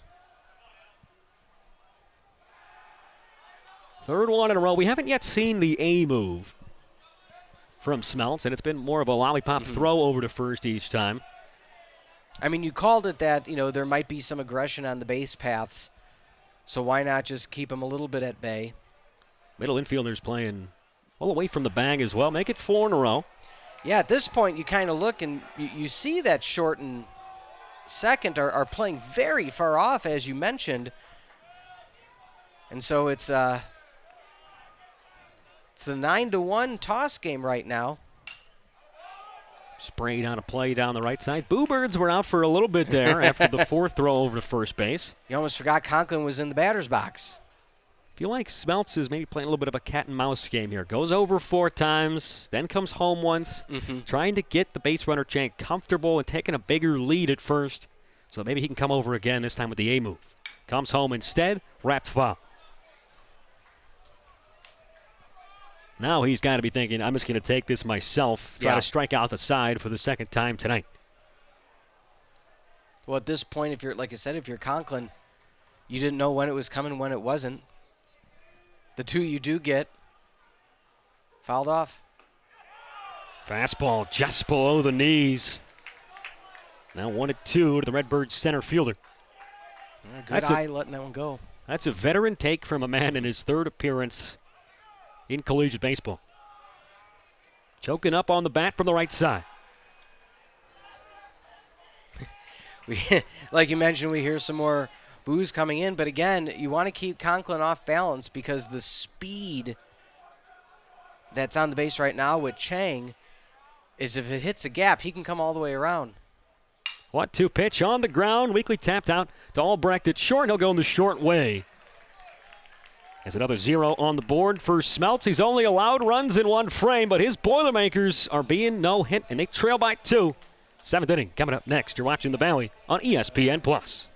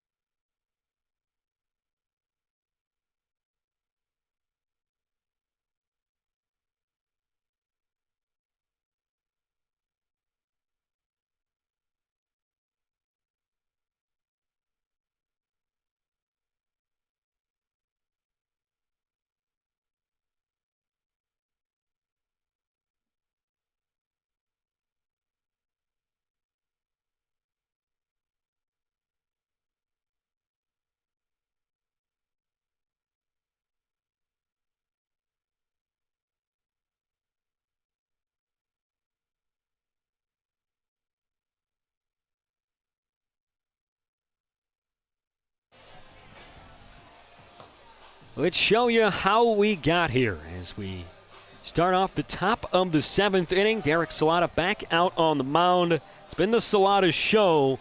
Smeltz has looked great as well. It was the double plays turned in the early going that really got the momentum going on the defensive side for the Redbirds. Yeah, things went very, very quickly in the first 3 innings. But as we see here, finally a Illinois State Redbird matriculates it through the middle of the field, finding one on the right side, and then we're going to see shortly. Squaring the bunt, pulling back, taking the ball inside is Curtis Washington. It's Washington, Valdez, Thompson, 2, 3, 4 in the lineup. If you're going to start a comeback, this might be the inning to do so. Jared Hart, the lefty, getting loose for the Redbirds in the bullpen. That pitch misses downstairs. Pitch count at just 68 for the right-hander Salata, who has yet to allow a hit. Well, not that you want to say you're running out of time, but you're starting to run out of time. And so we talked about, do you come in and do you start saying, all right, try to get just some contact, or are you still going to wait for your pitch? Because right now, as we talked about, Salata is finding the corners when he wants it, a little bit off at certain points, but when it's on, it's on. Tons of speed at the plate. 3-0 count for Washington. Not a guy you want to get on base with nobody out. And there's a fastball center cut. Straight take, it's 3-1. Third base coach is giving an earful. Maybe he had the green light and didn't go for it. Salata's 3-1. Line shot into center field. That's going to get down. The no-hitter is no more. Washington aboard. He's now been on base in all 16 games this year. And quickly, the tying run now at the plate. Nobody else in the 7th. And you got the guys you want coming up. It's C.J. Valdez and Cam Thompson. Yeah, you got a great 1-2 punch, and let's not forget Viola is going to be third in that order. No outs on the board. I don't believe from this vantage point anybody is warming up yet. I believe somebody could be at the. Oh, I do see somebody. Excuse me. Jared Hart, the lefty. Yep, started getting loose at the beginning of the inning. Breaking ball. That's how you're starting it. Back to Valdez, who got the fastball last time. A rare heater to start the at bat. This time it's the curveball for a strikeout on 1. Yeah, we talked about that speed on first base. A very generous lead is being given to Washington right now. He's got 9 steals. He stays put here. Fastball check swing. The appeal. No appeal necessary. Man, the catcher, Woltman, wanted the appeal. Home plate umpire says, nah. This is my call. Yeah. Strike 2. He's like, I get paid to do this. I got it. 2 strikes.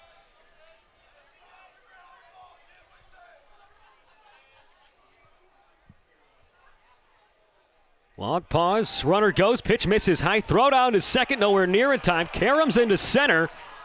And now going for third is Washington. He's in there easily. And that is a huge play. He gets stolen base number 10. Now tied for the Big Ten lead. And then advances immediately 90 feet. We're close to this lead being cut in half. Yeah, some discombobulation between second and short. It looked like that Chang may have gone back a little too close on the backside, didn't have the immediate back on as it dribbled into short center. Washington now, my goodness. Swing and a miss, strike 3, huge punch out. Valdez goes down, K number 5 for the righty. 1 hit on the board for Purdue, runner at third.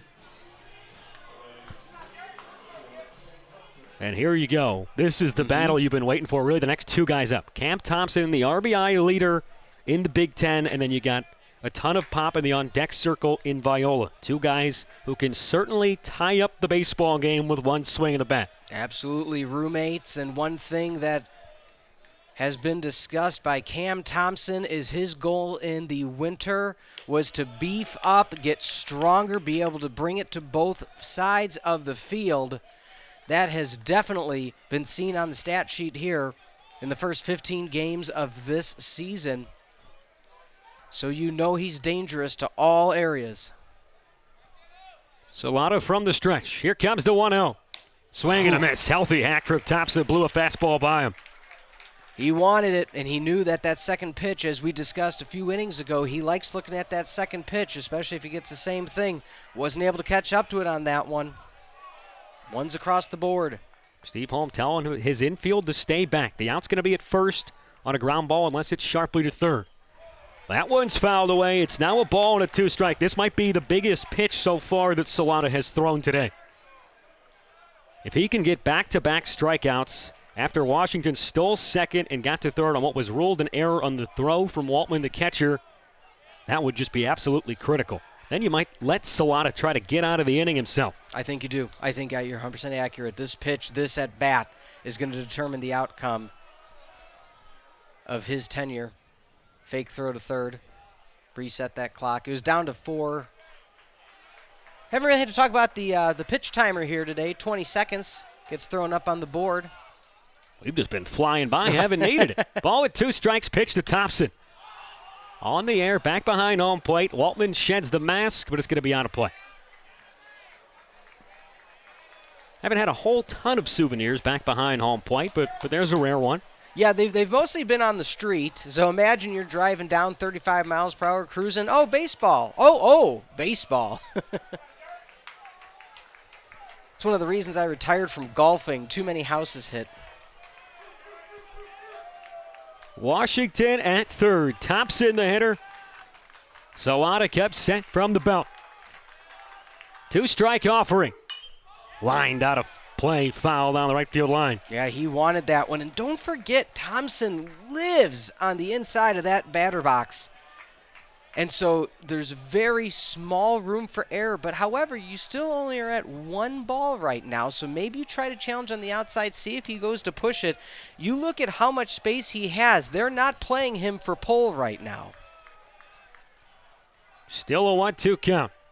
Next pitch from Salata. Thompson lifts it in the air, shallow right field. Matt Tarr making the call. He'll make the catch. Throw to the plate. They're going to hold up Washington, but the ball gets away from the catcher. Washington slides in head first after the error. Waltman can't field the one-hopper clean, and it's a 1-run game here in Normal. Waltman, while the ball was coming in, spot checked back at third, trickled underneath, and rolled to the backstop.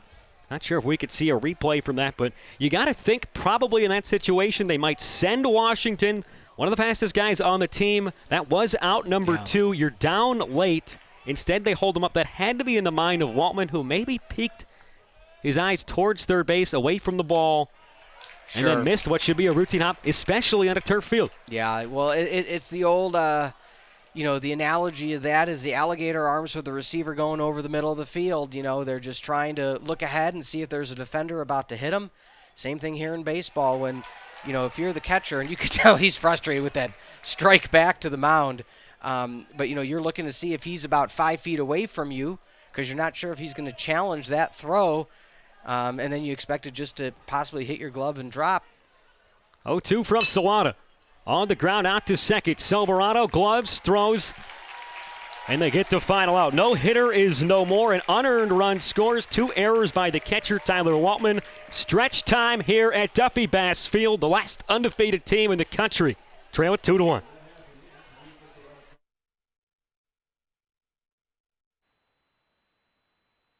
It's Ford Truck Month, America. With new inventory arriving daily, it's time to get after it in a Ford F-150 and a Ford Ranger. Stop by your local Ford dealer today and let us help you custom order your truck your way. Then we'll get after building it. It's Ford Truck Month. Visit your local Ford dealer today. Order your F-150 to lock in 0% financing for 66 months and $500 cash, plus an extra $1,000 retailer order bonus. At Illinois State University, our legacy is one of preparing students to create, to explore, to lead, to make an impact. Our students graduate on time, find success in their field, and make a difference in the world. That's our legacy. What will yours be? Create your legacy at Illinois State University.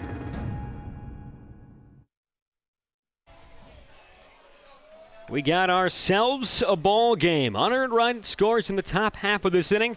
Number 19, Purdue. Well, they're on the board now, trailing by just one. And they're going to make a move to the bullpen as Jackson Smelt's night is done. The big lefty goes 6 innings, strikes out 6.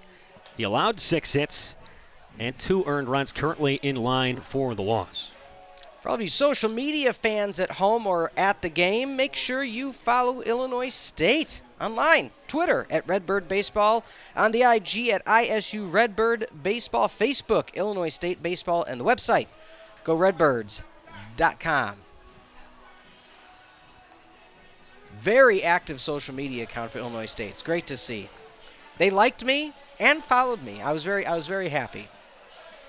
They were having some fun earlier today when they posted the starting rotation for the 4 games here, as the Redbirds had announced 3 of them. Yep. I think it was Saturday. They didn't have a starter announced yet, so they replaced the photo with the mascot instead. Yeah, so we got the mascot going on Saturday, and what will be the first game at Alexander Field in West Lafayette. Yeah, we're expecting a complete game on Saturday. Mascots, he's going to have to top what we saw from Salata today, which is 7 innings of 1 hit, 1 unearned run baseball. 1-0 pitch, high and tight matrix there from Tyler Woltman. How did he just get out of the way of that? Did you see the new one? I did not see the new one. I didn't either. But it was from the original, too, so I get it. Neil Patrick Harris he's got a cameo in the new one, I believe. Oh, okay. Big MPH fan. How I Met Your Mother, Doogie Howser, for those of us that watched Doogie Howser.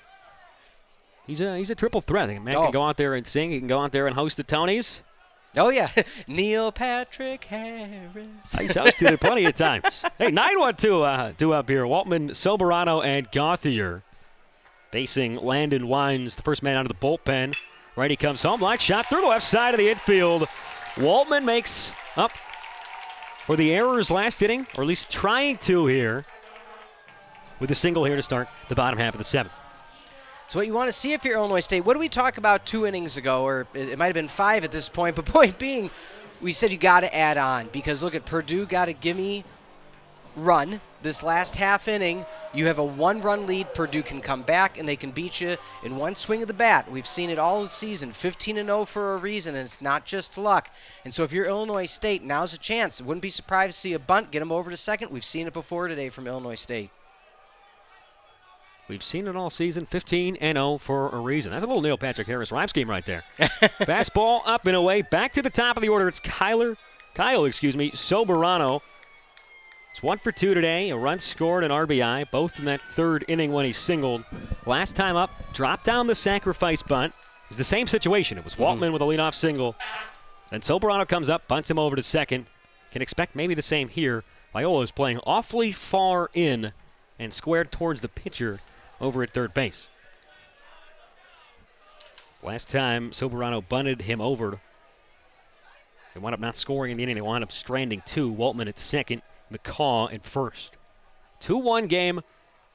Redbirds have really dominated. They've out-hit the Boilermakers 7-1 today. There's a textbook bunt down the first base line. First baseman flips to a cover. Paul Tates, there's the first out. Job well executed again by Kyle Soberano. There used to be a baseball college video game, NCAA baseball. Not sure if you ever played it, but what I always used to love about it is they had 2 different styles of bunting. They had just your regular bunt, and then they had the aggressive pull bunt, and that is as beautiful as a video game could create it.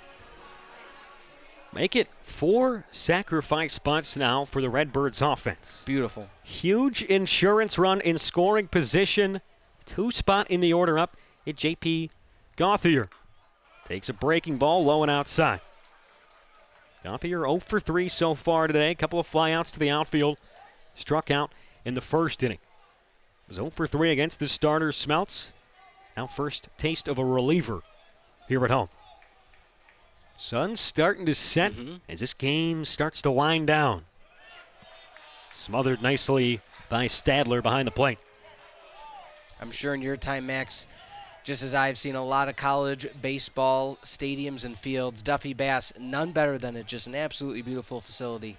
Looked like everybody was up on the top step of the Redbirds dugout there, eager and awaiting a base hit to try to get this lead back up to 2. Fastball pops the glove for a strike. That one he might have wanted to take. And did so. Gauthier, 3 RBIs so far this season, 4 hits and 18 at bats. This just his 5th start of the season. 2-1. Fastball lined into shallow right field. Franco coming in. He's not going to get there. Plays it on a hop. Waltman's going to get the stop sign. He moves up 90 feet. Runners at the corners. 1 out. Not to say that was a smart hold. That was a smart hold. Assistant head coach Wally Crancer, 4th season out of Georgia Tech, has definitely had him put the brakes on. I mean, he was almost halfway to home himself because it was going to be all based on the handle. As we see here, beautiful rake to right field. Soft turn to second. Actually tripped a little bit.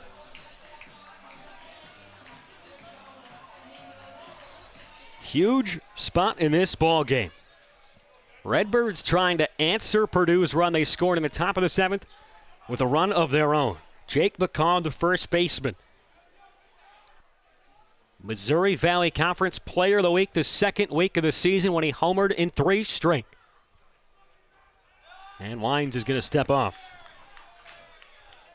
Good flick of the wrist. Not quite the Aaron Rodgers pump fake, but certainly close. Almost no. Hey, or the Matt Stafford. I was expecting the Matt Stafford no-look to Cooper Kupp in the Super Bowl. This neck of the woods, I think we got to say that was not a Justin Fields pump fake. Ah. Going to get a trip out to the mound here from Jake Stanley, the catcher, and Evan Albrecht, the shortstop. Just trying to calm down their reliever, trying to make sure he can stay composed out here. And what is a nerve-wracking game for the middle of March? You're 15-0. Yeah. Every game is going to feel like it's an NCAA regional game. What a fun game to be able to broadcast, though, Max. I mean, just, our first time here. It's a home opener, and the crowd's getting an absolute treat of a game. Again, we will be back tomorrow, 2 o'clock in the afternoon, Central Standard Time, first pitch. First one to McCaw is in there for a strike. McCaw's been go ahead, I'm sorry. Doing a lot of damage, today. A couple of walks sandwiched around that RBI double in the 3rd inning. He's the one who hit that ball all the way to the wall in left field. That was in and out of the glove of Bolton Jr. Boy, is that play looming large. That was run number 2 in the 3rd inning for Illinois State. 0-1 pitch. This one's out of play over towards the street down the left side. 0-2. Yeah, Purdue comes into today .979 on the fielding percentage. And Tats with 29 assists overall. Just very, very sound defensive team. Defense and small ball. Wines making his 6th appearance of the season. 0-2. Line down the right field line. It's hooking and foul. Got a little bit out in front of that one, a little bit towards the end of the bat. Yeah, at least it's good contact. At least keeps the at-bat alive. 8 hits on the board for the Redbirds, 1 for Purdue. Just astonishing numbers. Again, for the ISU fans that aren't familiar with Purdue coming in today, Max, you listed off some of the numbers that they're hitting at. I believe. This one's roped deep out to center field. Going to be a long run for Washington Jr. Tracks it down. But a run's going to come home on the deep sack fly. Waltman touches the plate, and the 2-run lead restored here in the 7th. What a beautiful way to say it. Restored faith, restored lead, extended lead, I should say. Washington retreated, knew he had it, but knew he didn't have a play. I think that's a tougher play for a lot of center fielders, but Washington really covers a lot of ground out there. He can just fly. I mean, his first 2 steps were a little aggressive, and then he slowed down, able to get there with ease. But nonetheless, like you said, Illinois State extends their lead in a much-needed insurance run. Close play. Good snap. Gauthier, the freshman over at first base, has yet to attempt a steal in his career. Man at the plate is Aiden Huggins. Left fielder 0 for 3, couple of strikeouts and a ground out to 3rd. He was up with runners at 1st and 2nd last time in the 5th. Hit that chopper that took Viola right to the 3rd base bag. Pretty much fielded that on 3rd base. One Boilermaker warming up in the pen. Don't see anybody lined up for ISU at this point, but when you're starting a 4-game set, you'd love to have a start like you got from Salata. Oh. Really make it a much easier weekend for the bullpen. As we know, Max, there's been a lot of question about whether there would be baseball at the pro level. But you and I always had solace in knowing we'd be able to see a great game like this today. And I'm sure the people watching at home on ESPN Plus are feeling the same way. It's great to have baseball back. Good a game as you could ask for. Tight the entire way. Purdue chasing history. Purdue trying to set a record as well in the last 2 innings for most throws over to first base that are coming below 50 miles an hour. Well, they're testing Cam Thompson. Last time Cam Thompson played first base, freshman in high school, was an outfielder at Oklahoma State. Actually grew up a Boomer Sooner fan, so he said it was very weird when he went to Oklahoma State, and he's like, oh, I got to like you now. But point being, you want to talk about buying into your program, and we talked about committing for Purdue baseball, and we talked about being courageous. Cam Thompson, an outfielder from his sophomore year of high school until now, and coach said, if you transfer here, you're going to be a first baseman, and he bought in. And it doesn't hurt that he can rake as well. When you're leading the Big Ten in RBIs, I think you can also afford to maybe not be quite as sound, maybe. Sure. Not that he's not, but on the defensive side. A little bit easier to put somebody over there at first base. It's been a sizable lead for Gauthier. I mean, maybe they keep trying, and he's hoping for a passed ball. You got 2 outs, so you might as well try to get another runner in scoring position at this point. 6th-year senior at the plate. Runner in motion, swing. Would have had it. Foul tipped in and out of the glove. Had a great jump there. But it really looked like Huggins got a breaking ball that hung up. That was a hittable pitch. But he just missed it. It was, but you almost have to say to yourself, with 2 strikes, you didn't want to let that one just go past and have a called third strike with a runner blazing away. Again, second base is taking a few steps up right now. 2-strike pitch to Huggins. Swing and a miss. Strike 3, down he goes. But the run comes right back. A sac fly from Jake McCaw. And it's 3-1, Redbirds. 6 outs to go here at Duffy Bass Field.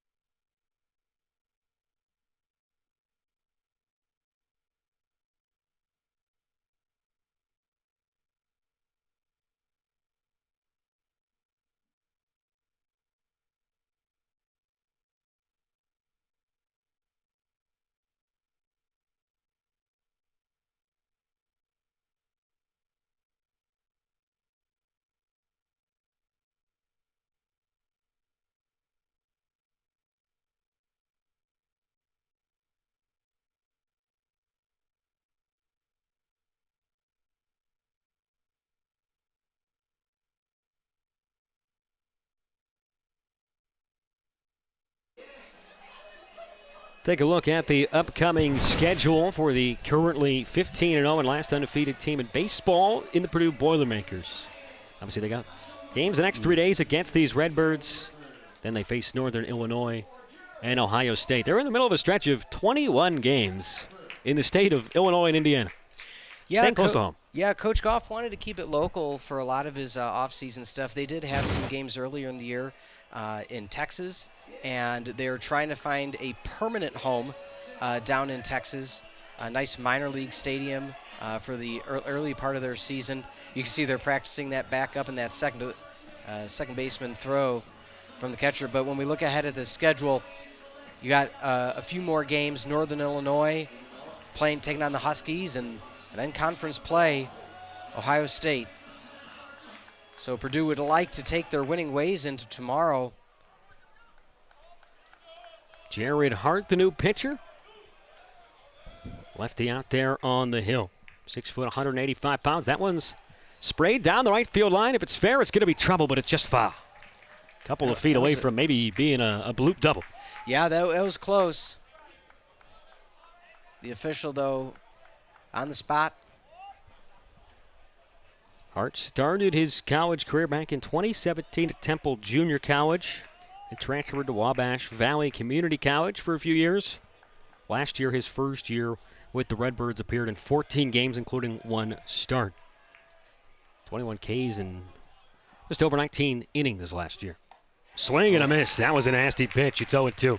You have to say to yourself, if you're Illinois State right now, as you mentioned, Max, 6 outs away from a huge upset, at least for the casual viewer. If you're Illinois State, you have to have the confidence coming in. You're battled against everybody. You finally have the weather conditions that are favorable and not just going to be luck ball. And so you have a situation, you're 6 outs away. Bring the heat.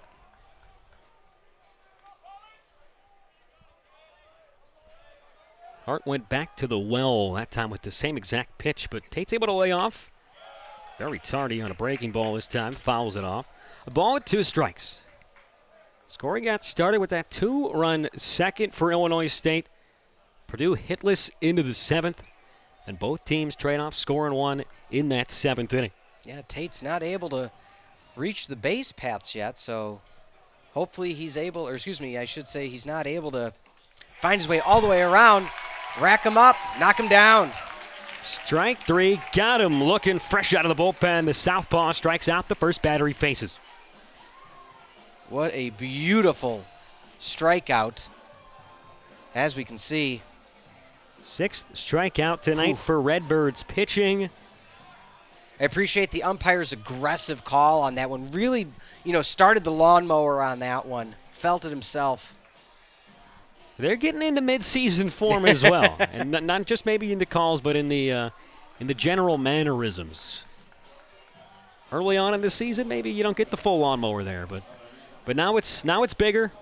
They know it's a big call. They know it's a big game. They know it's a home opener, and they got the last undefeated team in the country on the ropes. Tyler Powers.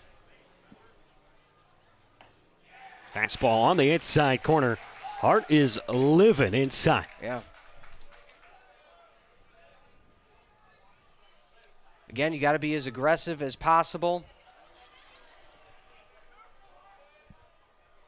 0-1 pitch. Back inside this one. That was all the way down towards the handle. That might have hit his hands on the swing, 0-2. Yeah, Tyler Powers definitely trying to bring everything he has in these swings. Thought you were going to say trying to bring the power. You know what? Thought you were going to walk into that one. I was going to leave it for you. You're taking the lead here today, so, I'm just the setter in volleyball. You're the outside hitter, bringing it down. 2-strike pitch from Hart. Blooped foul out of play. Powers 5'9", 165 out of Central Catholic Lafayette, Indiana. Almost got a piece of the cameraman over there on the first base dugout. You ever seen that happen where they clear up, just clear, straight hit the cameraman or the camera itself? What's amazing is they will never move. No, Until they it don't. hits them, they will not move. They don't. 0-2 pitch, strike 3, same spot as the first K. Another one of the backwards variety. 2 outs in the 8th. He acts as if he's meant to do it. Jared Hart low inside. Bang! The bar was set high today by Derek Solana with his 7 innings of 1 hit, 1 run. It was unearned baseball. He struck out 5. Well, Jared Hart saw that, and he's trying to do his best to keep that momentum going on the hill. 2 up, 2 down. Couple of punch outs here in the 8th. Trying to electrify this crowd. Trying to get his offense back in the dugout with this 2-run lead. We talked about the 23 strikeouts that ISU had just a few days ago against Murray State. That is a trend, not an anomaly, and you're seeing it here today even when it comes to the relief side of things. 4 outs. Jake Parr, 6'7", 225 pounds, pinch hitting at the plate. And He's that's a big one tall drink of water. From New Market, Alabama. Big pinch hit spot. A couple of pinch hitters in a row here in Powers and Parr. Well, at this point, you got to get something new. You got to get a different approach at the plate. Might as well call it in, but right. So far, it's the same result. Hart 1 strike away from striking out the side. He is pounding the zone. Love going inside with the breaking ball on these righties. Went further outside last time. 0-2 pitch, slows it down, K's the side in order. Bottom of the 8th coming up next. Jared Hart has the Redbirds firing on all cylinders in their home opener.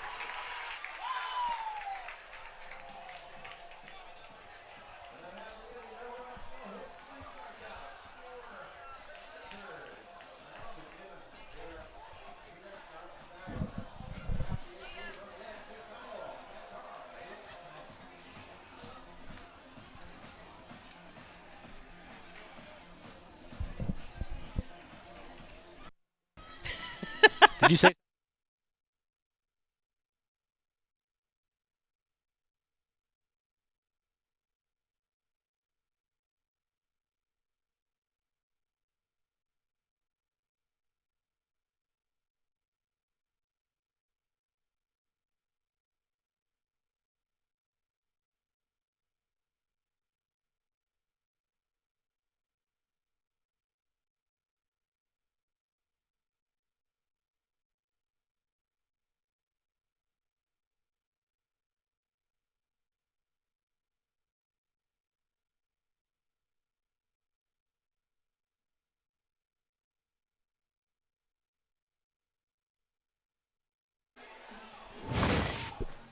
Upcoming schedule for the Redbirds. They're trying to get back above 500 with a win today. They'd be 7-6, then 3 more against Purdue, and then staying in the state of Illinois to take on the Flames. Yeah, the Flames UIC, nothing to be ashamed about playing them. They are always a quality squad.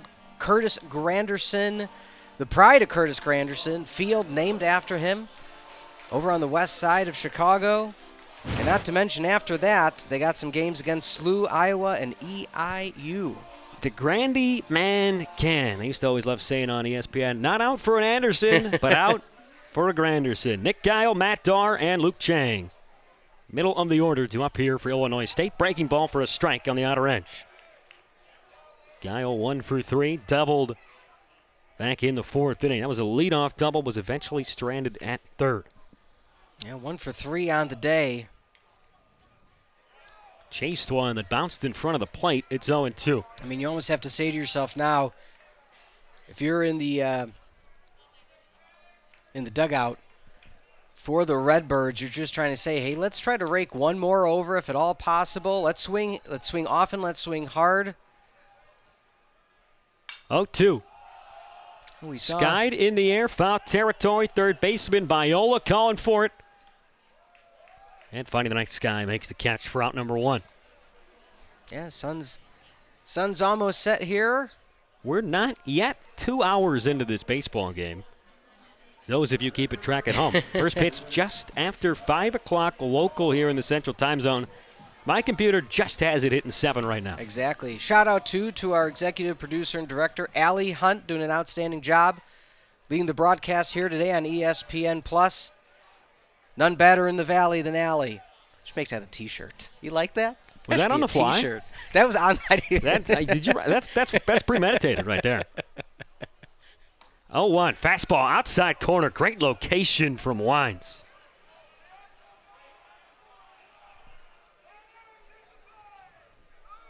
Matt Darr, the hitter. 0 for 2 with a sacrifice bunt. Down in an 0-2 count here. Able to lay off. They did appeal, but did not go around, says Michael McGloon. You know what I love about the Valley as itself? And again, Max, you and I have both lived around the country, called games around the country. 20 years ago, the Valley, okay, mid-major. You hear it all the time, whether it's baseball, whether it's basketball. Now, especially with the onset of such great, options such as ESPN+, getting a more national spotlight, and you're seeing them take on Big Ten teams, and again, just a few outs away from being victorious. It's great to see, not only for Illinois State, it's great to see for the Valley as a whole.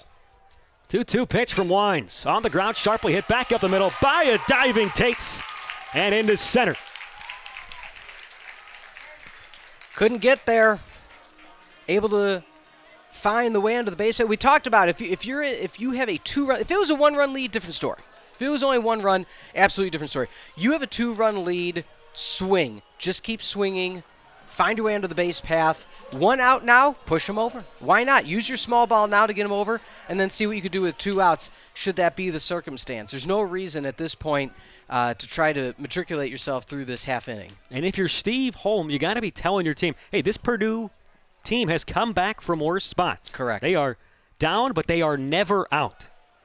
Strike on the outer edge. 4 in the 9th. To Luke Chang. 4 in the 9th earlier this year. You know, we talked about, all the time that Coach Goff has spent talking to the press and releasing statements. His players have also said more than once, and more than one player has said that really was a big hack. That really was a defining early season moment for the Boilermakers, saying, well, if we can do that, what can't we do? And then they kept rolling and rolling and rolling. So, again, we're talking about a 2-run lead with only a few outs left in the game. That's an eternity. It's going to be 9-1-2 due up in the top of the 9th for the Boilermakers. Those 2 and 3 hitters in the 9th, 2 guys that just get on base with the best of them. Wave and a miss. That was a nasty pitch. Chang was nowhere near it. He goes down via the strikeout. Now it's up to Conklin. Try to keep this inning going in the 8th. Yeah, beautiful job painting the outside corner of the plate. Swinging it air.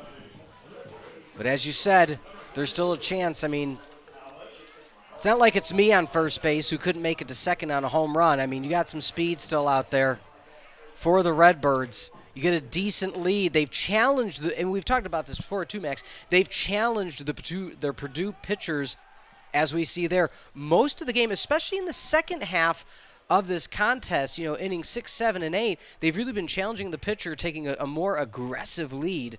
Let's see if it comes into fruition here today for them. You can afford to be aggressive. You got a 2-run lead. You got the 8-hole hitter, a freshman in his first start at the plate. Front door him with the breaking ball there. It's 0-1. We talked about the error that Illinois State had on the lone run for Purdue. You don't want to see that if the game is indeed comes the way of Purdue and Purdue find a way to come back. You don't want to see that be the haunting moment. So if you're Illinois State right now, it's great that you have that 1-run lead. You might try to get that one more, albeit it doesn't favor them right now with an 0-2 count with 2 outs. Conklin at the plate. Wines on the mound, trying to pitch, a score was 7th and 8th in relief of Jackson Smeltz. Strike 3, got him swinging. 3-1. We go into the 9th, the last undefeated team at college baseball, the Purdue Boilermakers. They are on the ropes. 3 outs to go for the Redbirds.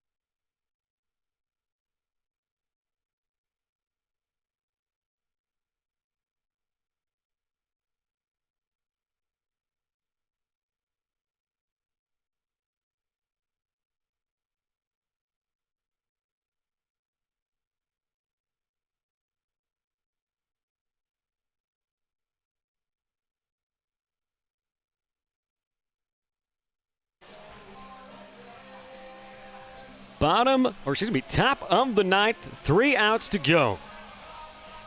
New pitcher on the hill. Kupatowicz is out there. The righty in relief, trying to lock down these final 3 outs, trying to get the save and knock off the last unbeaten team. Yeah, what's nice, too, is he's got that little bit of a cushion. You're not sitting here saying, okay, it's 2-1. I can't make an error right now. Can't make any mistake. I have to throw perfect pitches. You got a little bit of wiggle room. So even if you want to play around those outside corners, you can do so. The umpire has been able to see that very clearly today. Cleanly contested game. for the crew and the staff out here today. So the cheers are on, the Let's Go Redbirds chant. And we got Green Day pumping through the speakers. Yeah. Here in Duffy Bass Field. Eric Kubatowicz trying to get the save in relief of Jarrett Hart, who went the 8th inning, 3 up, 3 down, 3 punch-outs after Solana got the start and went 7 innings, allowing just 1 base hit, and it was in his last inning. Hart that last inning, one may call a heartbreaker. Boom. Had to. Right on right matchup to get things started. Breaking ball waved at and missed. Devin Albrecht, the shortstop, in the 9 spot today at the plate. And it's Mike Bolton Jr. at Curtis Washington. If you're Purdue, you just got to get one guy aboard to see C.J. Valdez. Square in the butt, pulls back. That one looked like it bounced off the plate, maybe ball and a strike. Yeah, I tried to throw it through the catcher. Hit before the plate. But again, if you're Albrecht, now's the time. Third baseman playing in. 1-1 pitch, fastball, strike, and it's 1-2. Kubatowicz, 6'3", 225, from Oakdale, Minnesota. North High School up in Minnesota. Sets and fires. Skips that one in, 2-2. Max Tomahawk side, Peter Ferrari. Thanks for tuning in with us here. Missouri Valley action on ESPN+. Out-of-conference game for the Redbirds, taking on the Boilermakers. 2-2 pitch. This one's crushed down the left field line. It's hooking, and it's going to short hop the base of the wall. Extra bases to start the 9th. Boilermakers trying to cook up some 9th inning magic yet again. Tying run at the plate. Nobody out. Top of the order. My goodness, Max, I didn't mean to chime in, but it's almost like you expected it. You come in today, we say over and over and over what Purdue is capable of doing. You know, you have your third pitcher in the game. I mean, it's unbelievable that they just have the confidence in each other, in themselves, to deliver. And who else do you want at the plate right now than Bolton Jr.? He's reached in all 15. He has not reached tonight. 0 for 3, 2 strikeouts. Takes inside, maybe a bit low, 1-0. Looks like there is more action now in the Redbirds bullpen. Beautiful moon now beyond that left field wall. Sun setting. We're ready for a fun finish here in the home opener. In tight again. 2 balls, no strikes. And you might be getting a good pitch to hit here if you're Bolton Jr. He hit one gone but foul the other way his last time up. Now with 2-0 count to the speedster, you fall behind 3-0 here. You really risk walking the tying run. Fastest player on the club. Guile playing in the grass right now, expecting something short.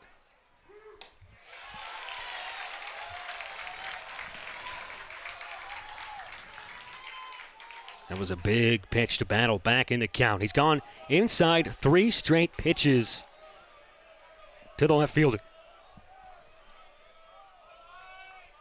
Looks at second, comes home, and that one hit Bolton Jr. on the elbow guard.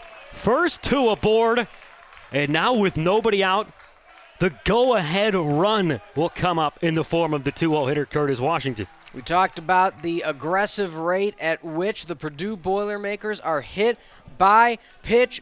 Bolton, 4 so far in the season, make that 5 hit by pitch. We talked about how Coach Goff, we said this in the onset of the game, and we'll say it again now. The word he uses, Max, is courage. Courage to stand close in the batter's box. They are now runners at first, runner at second. Unbelievable turn of events. These are 2 very nervous dugouts. Redbirds trying for a huge home victory to get to 7-6, a game above 500. Trying to give Purdue their first loss. The Boilermakers are 15-0. These pesky Boilermakers, they've now been hit by a pitch 42 times this season. First in the Big Ten. Nobody else has been hit 30 times. This is a club that crowds the plate. They are not afraid up there. And now you get Curtis Washington, who singled, came around to score the Boilermakers' lone run back in the 7th. He was the one that ended that no-no. All speed. I mean, if you get him on the second base right now after a clean hit, fairly conservative outfield right now. Infield expecting the bunt, corners playing in. Washington squares, takes outside. Could you ask for a better game on a Thursday night? Not only a better game, better home opener, better crowd. Just wouldn't be the Boilermakers if they didn't make this thing interesting down the stretch. Big hole on the left side of the infield. 1-0 to Washington. Drops down the bunt. Going to be a tough play for Guile. Charges gloves. He's not going to have a play anywhere. Bunt single. Bases loaded for Purdue in the ninth.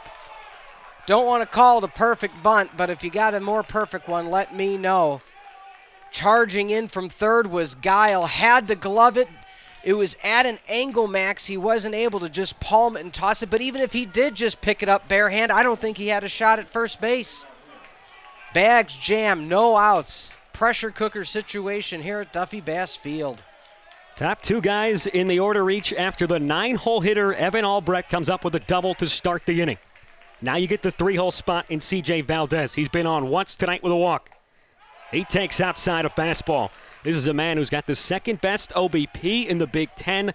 Coming into today, it was .519. Right on right matchup. Middle infielder's pitch. They're looking for a ground ball. Misses downstairs. 2 balls and no strikes. What's your thought process here as we're going to get a visit out to the mound? That's Steve Holm, the manager. I was going to say, what's your thought process if you're either the pitcher in Kupitowicz or the batter in Valdez? But it looks like we are going to get a pitching change mid-at-bat. Steve Holm has seen enough from his big righty reliever who comes in for the ninth inning, trying to get the save. First 3 reach, and this is a tall task. About as hard as it gets to ask a reliever to come in, bases loaded, nobody out, and you're behind in the count 2-0. You got to throw a strike out of the gate. You had all the momentum in the world, but one thing you have to remember is who's standing in the batter's box. That's 15-0, only undefeated team in the nation, Purdue Boilermakers. And so you hear the Rocky theme song, gonna fly now. Redbirds are gonna have to fly in this one because right now, all the prior pitches were low or outside, and then you had, just some ones that Purdue is able to really take advantage of. So if you're Illinois State, like you said, Max, you got to throw them over the plate. You just got to hope to throw them in a place where the batter's not expecting it. Do you go more inside? I don't know. You might see him try to risk that a bit. Bolton, again, getting on by a hit, by a pitch. You have the outstanding center fielder, Washington, with a bunt single. I mean, we talked about 1946 earlier. That's 1946 baseball for you at its finest. Let's see what Illinois State can do. Colton Sherbensky is going to be called upon in this situation. 6'2" right-hander from Rapid City, South Dakota. And this is tough. A righty who's going to work from all the way on the first base side of the rubber. And I mean, what are you thinking coming out of the bullpen? You check the scoreboard. Yeah. You see 3-1. You see bases loaded. You see the number 19 next to Purdue's name. You see the 0 in the loss column. You see the 2-0 count and the 3-hole hitter up. I mean, it just doesn't get tougher to come in and relief. It doesn't. It doesn't. Except if it was maybe bad weather, so you have that one caveat in your favor. But no, all joking aside, it's a situation now very dire for ISU. But you have the confidence of your team. You have a confident coaching staff. They made the change. They went to you, and so you are the one that has to then deliver. It's a Purdue team that has 4 walk-off wins this year. 2 of them came in a day-night doubleheader.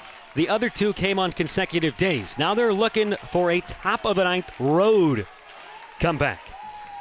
C.J. Valdez, the 3-hole hitter at the plate. 2-0 count, bases loaded. Boilermakers trail by 2. One pitch at a time. That's all you can ask for. Valdez hitting over .375 on the season. And there's ball 3. You got to think it's straight take here. Oh, absolutely. There's no reason not to. You're going to be within 1 run without swinging the bat. And he's thrown 1 pitch and it was outside. And Purdue can sense it now. They have somebody up and throwing in the bullpen. They're well aware of how close they are to forcing this game into the bottom of the 9th inning. 3 balls, no strikes. Pitch to Valdez. Outside, ball 4. Walk 'em home. Everybody moves up station to station. And we have a 1-run game in the 9th. The baseball gods, Max, were saying this game was going a bit too fast. We need to slow it down here at the end with the opportunity now for either bottom of the 9th heroics or extra innings. We've hit a point where Purdue's backs were to the wall, and now Illinois State really is going to have to pull a rabbit out of their hat to not be really behind in the bottom of the 9th. I mean, they'd be fortunate to only allow 1 more run because you have Cam Thompson, we've said it tonight, the RBI leader in the Big Ten with 24. If you're Purdue, you're saying right guy, right spot. Yeah. First pitch to Thompson, crushes one in the air, but out in front. Foul and out of play over towards the Purdue bullpen. He was sitting on the pitch that he got, just a little under it and a little early. Got the eye black streaking down the cheeks. This is a Purdue team as confident as they come. They look up at the scoreboard, and in their minds, they are never behind. And we talked about it. It was all that confidence for that 4-run comeback in the 9th just a few days ago. They've been out, hit 9-3. Trying to tie it in the 9th. Thompson rolls over, and now it's an 0-2 count. Crowd issue calming down a little bit right now. With the players are calming down a little bit with the crowd starting to rev up. A run in the 7th, 1 run so far in the 9th for the Boilermakers. You can see the huge lead out there at second from Curtis Washington. Base hit to the outfield. You don't need to be too aggressive, but you got a guy with tons of wheels at second. 2-strike pitch. Up and in. Oof. Almost hit Thompson for the 2nd time today. And if you throw it at him, he's going to sit there and take it. Again, not to repeat ourselves, but as we talked about with the prior base runner, there is no reason not to right now. But now at least the count's in favor of the Redbirds. You need to take advantage of it. Cam Thompson at the plate. Troy Viola on deck.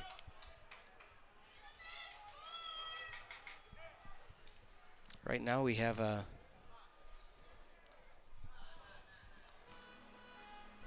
looks like a pitch runner is going to be coming in. So coming in for Purdue is going to be Pat Closey.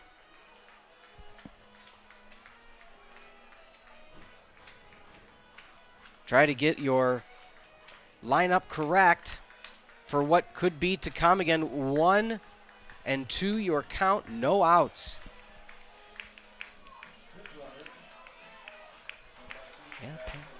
So Pat Clohissy enters the game. Never too late to enter a pinch runner with a 1-2 count.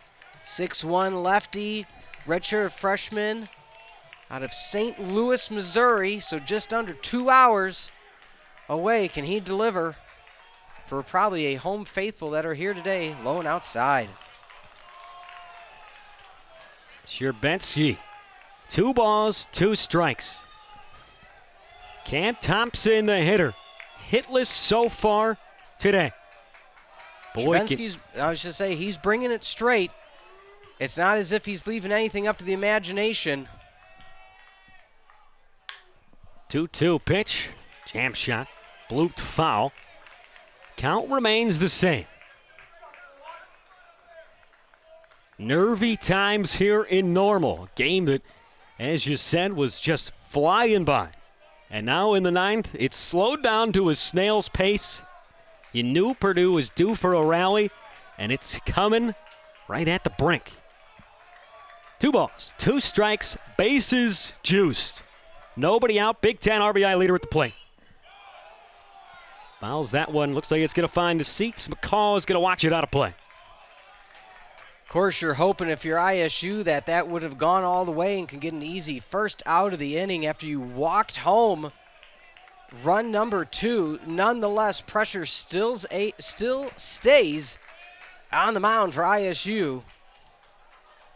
Beautiful baseball. Remember, Illinois State walked home the game-winning run in walk-off fashion with the bases loaded last week versus Murray State in the 16th inning. Still a 2-2 count. Sherbetsky readies. Tops it on the ground to third. Bobbled, and the only play is to get the runner. Washington at third. We're all tied up 3-3. He had a possible play at the plate, just yipped it right up into the breadbasket. Wasn't able to take control. Would have been a tough play at the plate, but nonetheless, we're tied up at 3s. As we can see here in the transfer from glove to hand, it just hopped up a bit. You could have had the play you wanted at home, but at least you got the safe out at third base. Now you're a ground ball double play away from getting out of the inning, only allowing the 2 and having a chance to walk off. Clohissy, the pinch runner at second. Camp Thompson after the fielder's choice. He picks up RBI number 25 to extend his lead in the Big Ten. He's at first for Troy Viola. Sure, I was going to say, you don't want to ever say what's the second best option before getting the out at home, but getting the out at third, at least like you said, Max, prevents, a pop fly runner getting themselves home. So, again, trying to look at the best of the scenarios for ISU. Defense, it's been a bit rocky for the Redbirds. Could have had an out at home there. Had 2 errors in the 7th that allowed an unearned run to come home. Swing and a miss, breaking ball. And it's 0-1 after the nice curve from Sherbetsky. Yeah, don't forget Clohissy, the pinch runner, one of the speedsters for the Boilermakers. Pinch runs in at second base. So if it's well hit, they'll probably send him. 0-1 to Viola. In the dirt, picked cleanly by Waltman. 3-3 game. 3 runs on 3 hits for this normally potent Purdue offense.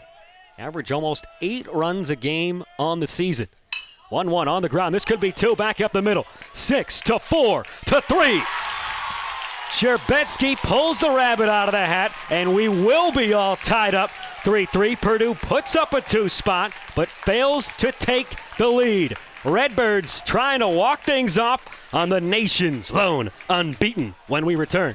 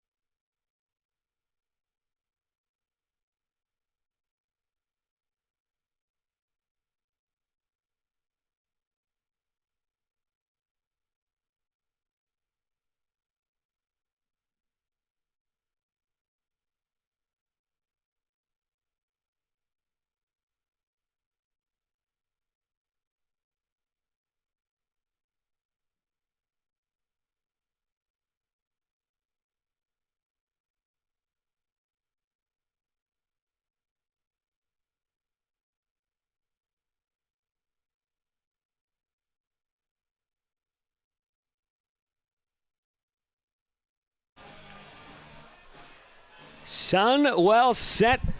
Just about 7:30 local time. Redbirds looking for some magic. Purdue trailed 3-1 into the top half of the 9th inning. You knew they were going to make it entertaining. They put up a 2 spot. 2 runs on 2 hits. The leadoff double from Evan Albrecht. And then that huge bunt single from the speedster Curtis Washington. But the double play, 6-4-3. Chang to Soberano to McCaw. And now Illinois State trying to walk it off as Cal Staven, the righty, coming in for the 9th inning for the Boilermakers. I don't want to say what else could you want on your Thursday evening when it comes to baseball or sports in general. But folks, if this doesn't get you jacked up, I don't know what does at the collegiate level for baseball, because you're about to either see extra innings and get some free baseball here on ESPN Plus, or you're going to get a dramatic walk-off. Max Toma, Peter Ferrari, as you said, it don't get better in the middle of March in college baseball than what you're seeing right now. We had a pitcher's duel the whole way, and a no-no for Illinois State as Derek Salata dealt no through 6 before he gave up a single. Purdue's battled back. Who is going to get the last laugh? Also, Cam Thompson, with that RBI he had, is now at the longest streak in the last 20 years for the Boilermakers, is now up to 9 consecutive games with an RBI. Let's see if that could be one of the difference makers for the Boilermakers here tonight. The 6'4" freshman from Williamsport, Indiana, on the mound. First pitch of the inning misses way outside. Redbirds faithful, clapping it up every pitch now, trying to spark some life into the home squad. We've transitioned from day to night just a few days after daylight savings time. Tyler Woltman gets under one out to shallow center field. Should be routine for Washington, who's there, one-handed grab, and one away. A bit of a can of corn for if you're Washington. He can track that center field better than anybody in the Big Ten. We've seen it here this evening. Wouldn't be a game in the Midwest without the can of corn reference. Although here in Illinois, more of a soybean state for those of you keeping track of your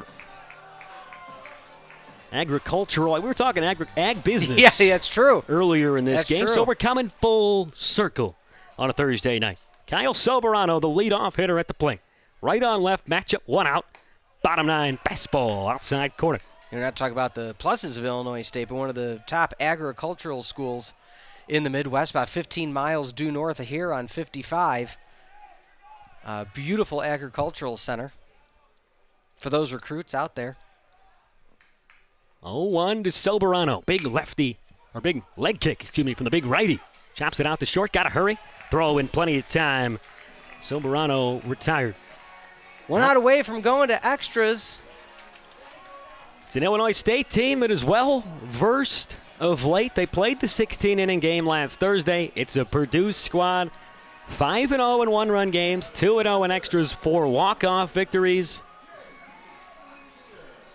Also, if you want to know the walk-up playlist, again, we talked about Twitter. You can go to ISU's Twitter account and see all the walk-up playlists for today's game. Again, we talked about the fun stuff on social media. That's the fun stuff you get to have.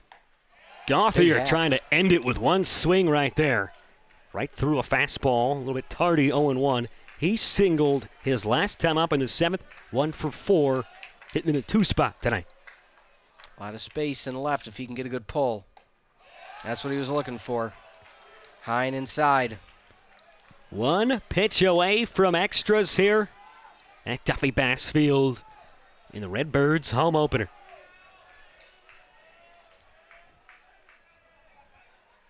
Cal Steven looking for the punch out.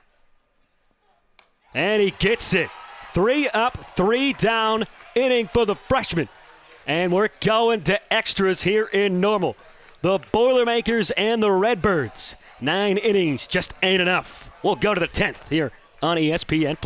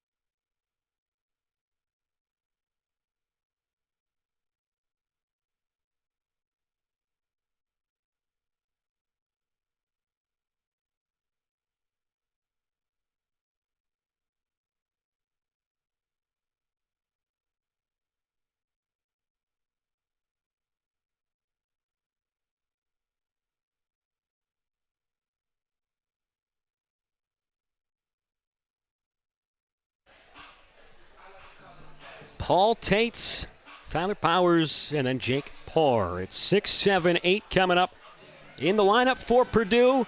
We are into inning number 10. It's a pesky Boilermakers squad that refuses to go away. And you could say for Illinois State, they didn't really put their foot firmly on the gas when they had the chance to add runs throughout the middle portion of the game. They had that 2-run lead after the third, had some chances, couldn't come through. And Purdue was just standing idly by, patiently waiting in the grass, and then they strike. Some may call it a Viper strike. Any Randy Orton fans out there just kind of waiting, bam, RKO. Paul Tates 0 for 3, 2 strikeouts. Having a tough night, but he can certainly make up for it by getting on base here in the 10th. Wave and a miss at a breaking ball. Redbird faithful. Nobody's left today's game.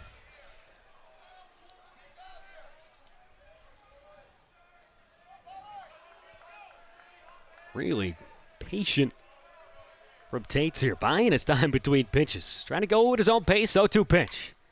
That's cued off the end of the bat, way in front of that off-speed pitch.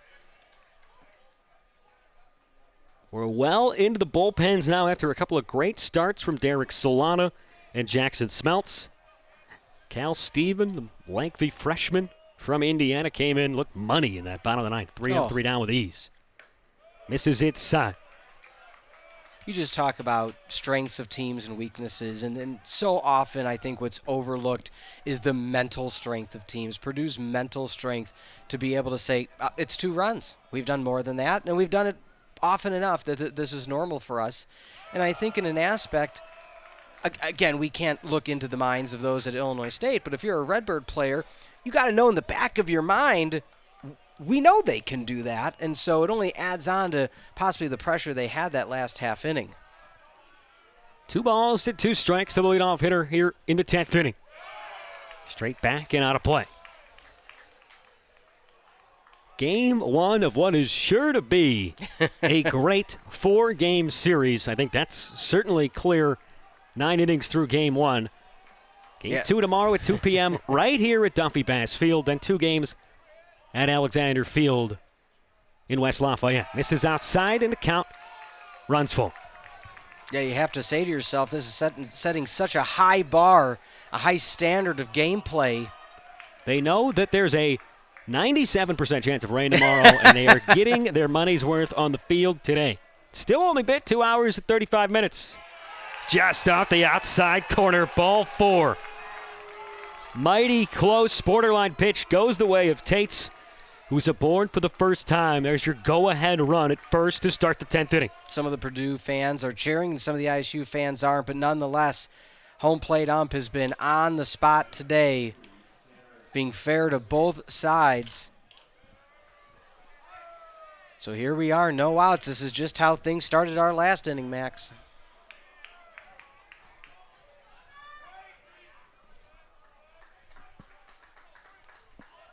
Guile playing well in.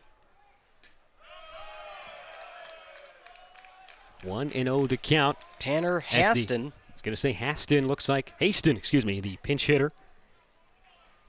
In there, it appears to drop down a bunt, try to advance the go-ahead run. Hitting in the 7th spot, it was originally Sam Frocco, then Tyler Powers. Now Tanner Haston swinging away and lacing one out of play. You could tell Haston's coming up to swing. He had some nice-looking bunt attempts, but was able to pull back in time. You could tell the coach is telling him, whatever you see, go with it. If you feel there's a good bunt opportunity. We've seen Illinois State turn 3 double plays today. Bunted out in front of the plate. And it looks like it hit the batter on his way out. That's going to be an out. Absolutely. Bunted down, ricocheted into a kneecap. And they will move Tates back to first. And for Tanner Haston, that could not have gone worse coming into pinch hit in the 10th. Had the right idea, had the situation. We're going to see the replay of it. Oh, yeah, left shoulder blade. That looked like a tough turf plate bounce It was to his right, bounced back at him and hit him as he was leaving the box. Yeah, left clavicle, excuse me, but it definitely hit him, tried to play it off, but nonetheless, second base officials right there called it. We're trying to see everything at the park tonight, trying to jam it all into one game. Oh, and there's a balk. And a balk. We're getting it all right now. We got the bunt that hits the batter out of the box for out number 1 of the 10th. And then who needs the sacrifice bunt? He gets balked to second. What a turn of events. We're due for a hidden ball trick. This game actually hasn't seen a home run yet. That is true, which is... The jump move, no throw. You got to throw in that situation. Yeah. As the manager... in Steve Holm coming back out to the mound. Go-ahead run at second, 1 out in the 10th. A game that Purdue has yet to lead so far today. They've been doing a whole lot of leading, as you can imagine, for a 15-0 team this season.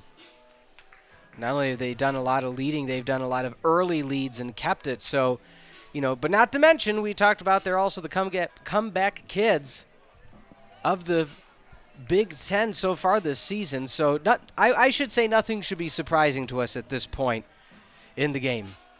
So Pablo Lanzarote. Now, you did say we haven't seen a home run, so if that happens here, you got to go buy a lotto ticket, invest in something.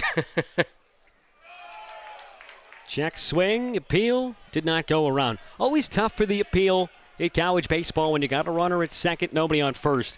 And the first base ump is forced to make that call for pretty much second base back. So 1-0 count. Pinch hitter is Pablo Lanzarote. Looking for a pinch hit knock to give the Boilermakers the lead. 1-0 pitch. 205 out of Venezuela. Breaking balls a strike. Got to appreciate if you're Purdue and your not only scouting staff but recruiting staff to be able to do such a thorough job, not only of incoming freshmen, transfer portal, international players. 1-1 pitch on the ground, sharply hit back up the middle, picked cleanly by Chang. On the run, throw it, time to first for out number 2. Much needed. He double clutched it. I thought it was going to be a close play. He was able to zip it out in time. 2 down in extras. 6-3 put out. Paul Tate's now at third base. That's big because anything in the dirt now is going to have to be stopped by Tyler Woltman. It's up to Evan Albrecht. You got the 9-hole spot at the plate. The man who ignited that 9th inning 2-run rally and the leadoff double. Swing and a miss. 0-1. Leadoff double and that initial run in the 9th. Grounded out in the grounded out in the 3rd, struck out after that. Found his groove in that last inning, already back up. Sherbensky comes home, outside corner, strike 2. He's trying to work around a leadoff walk. A crazy inning for an inning that is lacking a base hit right now. Runner at third, 2 down. 0-2 count, 3-3 game. Top of the 10th and normal. Sherbensky. In the dirt, blocked beautifully by Woltman. There's your play of the game so far. Oh, Woltman, that's a redemption dig for the mishap a few innings ago that led in the first run in the 7th. Prevented the go-ahead run right there for Purdue. In the 10th inning, Purdue still just 3 base hits, but they could take a lead with one right here. Swing and a miss, strike 3. Sherbensky works around the leadoff walk. And the Redbirds will have another chance to walk off on number 19, Purdue. Bottom of the 10th in a 3-3 game.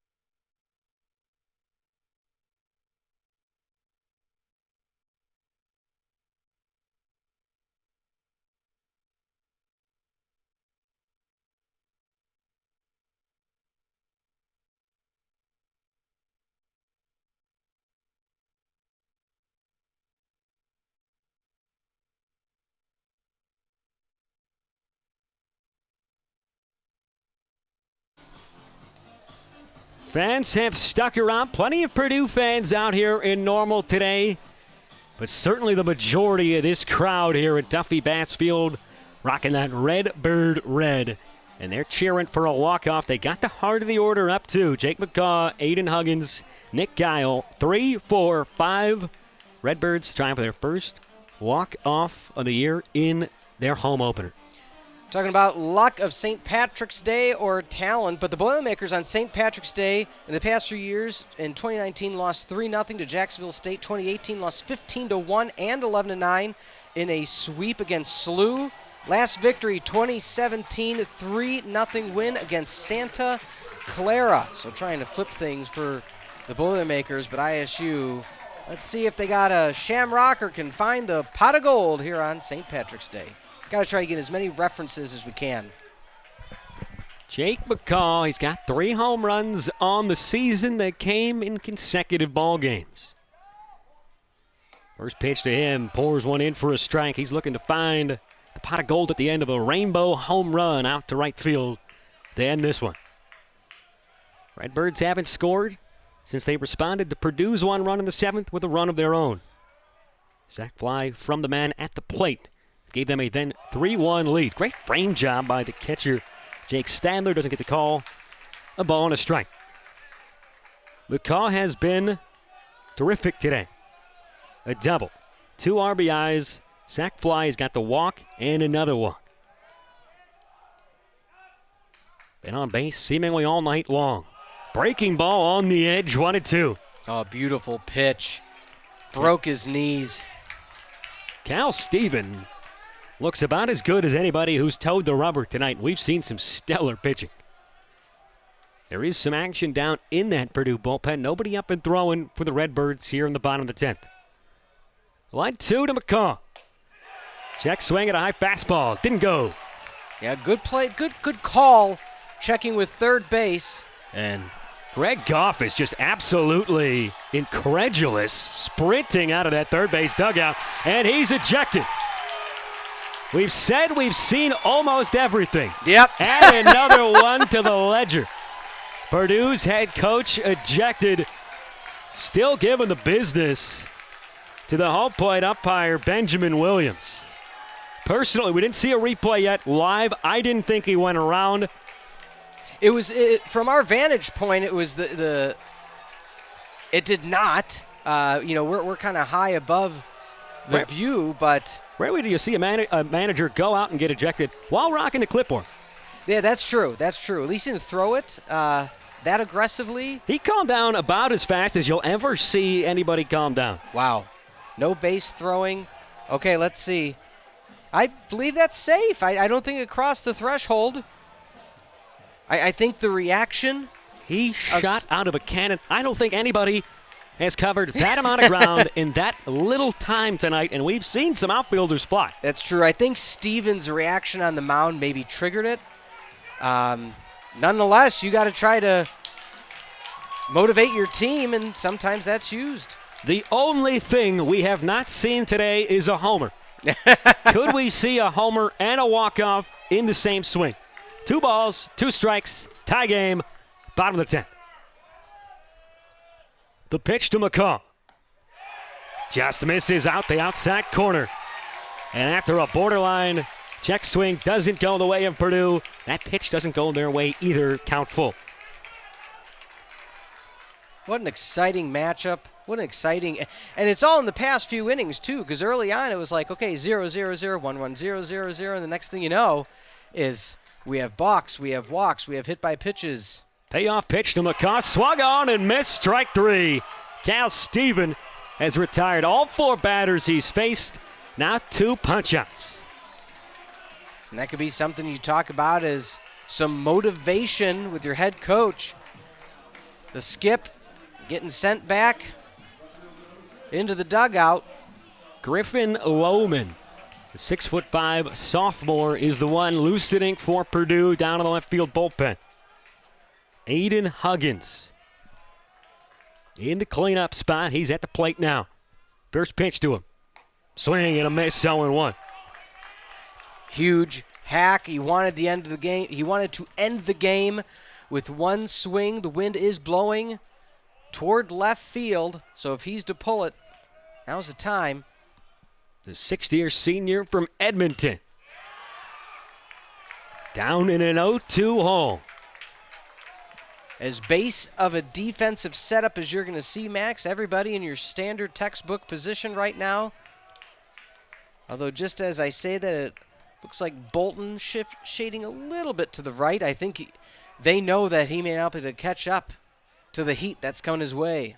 2-strike pitch, swing and a miss, strike 3.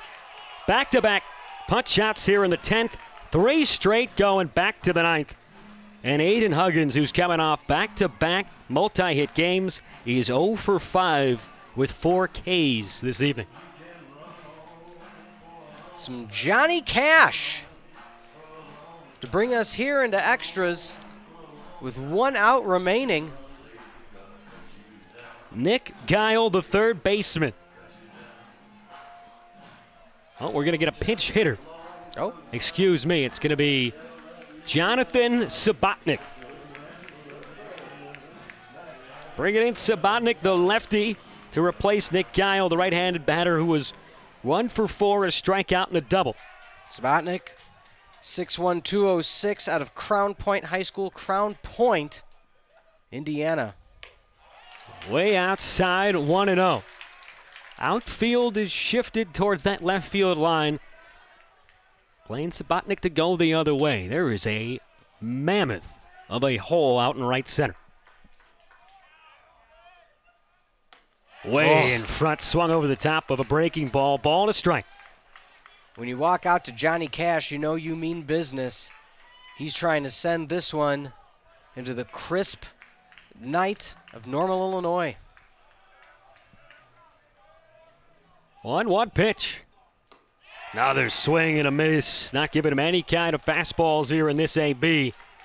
Ball and 2 strikes. Steven gunning for 4 straight strikeouts, trying to send us to the 11th. How much confidence do you have as a team when your relief pitchers can come in and just shut down the opponent? Unbelievable. 1-2 from Steven. On the ground to second. Tate's over. Backhand throws it down to Thompson. This game's not ending anytime soon. 3-3 through 10.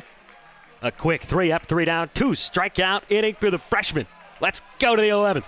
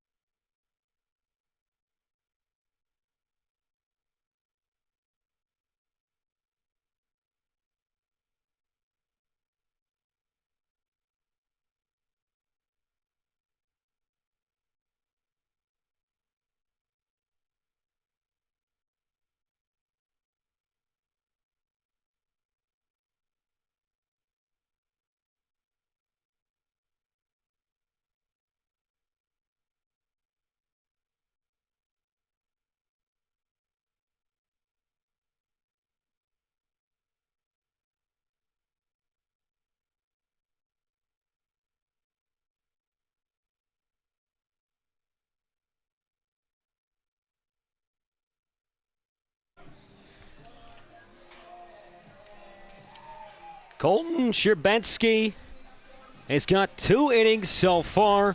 Hasn't allowed a hit or a run. 1 walk, 1 strikeout. Did have the balk, but he's been great in relief after Kubiatowicz allowed the first few guys to reach in that 9th inning. And if you check out that scoreboard down the right field line, you could tell we're at extras because it looks blank. Run it back. We are now in the top of the 11th.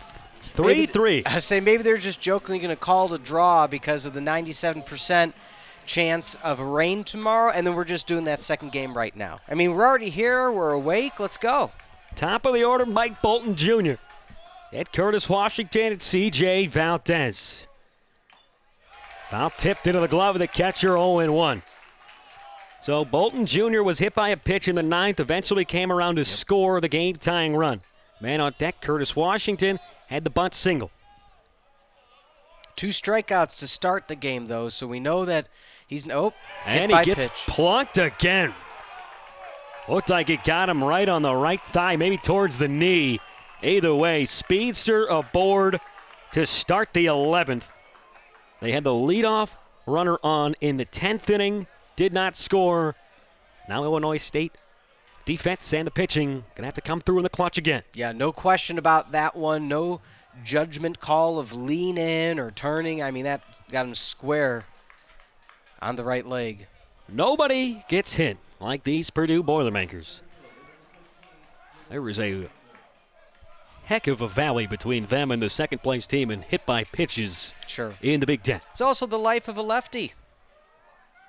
Middle infield pinch, looking for a ground ball double play. Certainly 2 guys that are mighty tough to double up in Bolton Jr. and Washington, who is once again squaring for a bunt. Once again, we get the cat and mouse between Nick Guile at third, charging in. Washington at the plate, squaring the bunt. And a pitcher in Sherbensky trying to get the first out of the 11th inning.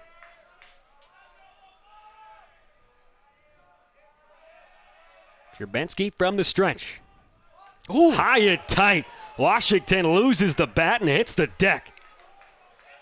Sorry for the loud response. How about the reaction from Washington? He's firing up his own dugout, flexing over towards him. He's trying to get them energized. They know that they seemed all but dead and buried heading into that 9th inning. That's Wilson Contreras hype train. I think this is a very keen opportunity to go talk to your pitcher, talk to your infield after Purdue has seemingly as much momentum right now as they've had all night. Leadoff man aboard at first. It's a 2-0 count to the 2-hitter. Most dangerous bats in the order looming in the next few batters to come. Yeah, when you have the middle lineup and looks like Washington's either sharing some words with the crowd or just talking his optimism into existence. But again, when they talked about the 2 C's, confidence and courage, Purdue's showing it here. The atmosphere here in Duffy Bass Field has been taken for a roller coaster for the last 45 minutes or so. It's nail-biting time here in the crowd. If you're other teams in the Big Ten and you see this resiliency, you're circling Purdue on your calendar when they come into town. A win tonight, Purdue will be 16-0. They played 37 baseball games last year. Took them till game 37 to get that 16th win. 3-0 count to Washington. Fastball poured down the middle. Right down Broadway for strike 1. Still playing way in at third despite the hitters count. 2021, a very transitional year for this Boilermakers squad. Now 2022, the transfers are here. The new leaders are here. The young players are stepping up. And you got to walk with an aggressive batting glove toss. Confidence at a high for Purdue. Putting a lot of pressure as it looks like we're going to get a pitching change. And Steve Holm, the manager, now coming out, will get a call to the bullpen. This is putting a ton of pressure on the Illinois State defense because now you have the 2 fastest guys maybe on the entire field today at second and first. The heart of the order coming up. On a bunt, you're going to have to play it perfectly to try to get one of the 2 lead runners. On a ground ball, you're going to have to do just the same. Base hit to the outfield. If it's clear it's a base hit, it's going to be real tough to try to get these guys at home. 9th inning, Bolton hit by pitch, Washington single. In the 11th, Bolton hit by pitch, Washington walk. The gimme outs are not there right now. Purdue getting free bases. But again, you talk about Illinois State, regardless of the outcome, the resiliency of a 500 squad, I think shows that they're going to be somebody not to be messed with in the Missouri Valley, regardless of the outcome here this evening. Because again, you have to think about the mental state of these Redbirds coming in and saying, okay, this team hasn't lost. they're either that good or other teams have mentally said to themselves, oh, they're 15-0 or they're 13-0. They must be that good. We're just going to, wither into the night. They haven't done that.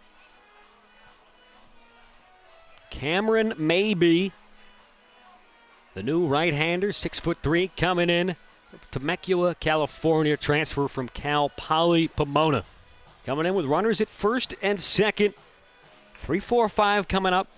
Nobody out here in the 11th inning in a 3-3 ball game. CJ Valdez will be the hitter.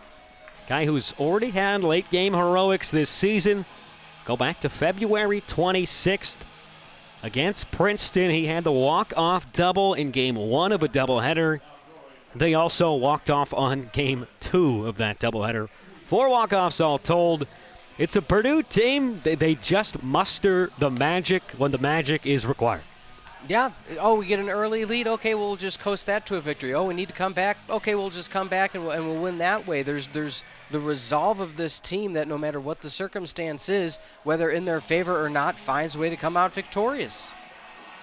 And I think at this point, if they do find their way to victory this evening, again, it's you have to push aside whatever the strength of schedule may be deemed. They're number 19 overall, and they're showing a lot of consistency in these later innings. Patience to get the hit by a pitch, patience to get the walk, and then timely hitting. So Cameron Maybe has the best ERA on the team.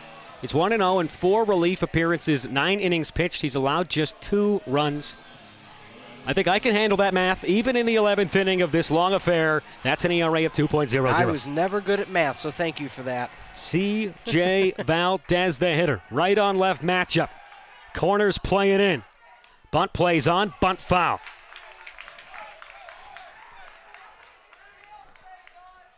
That's that math that you learned. You're good at that stuff.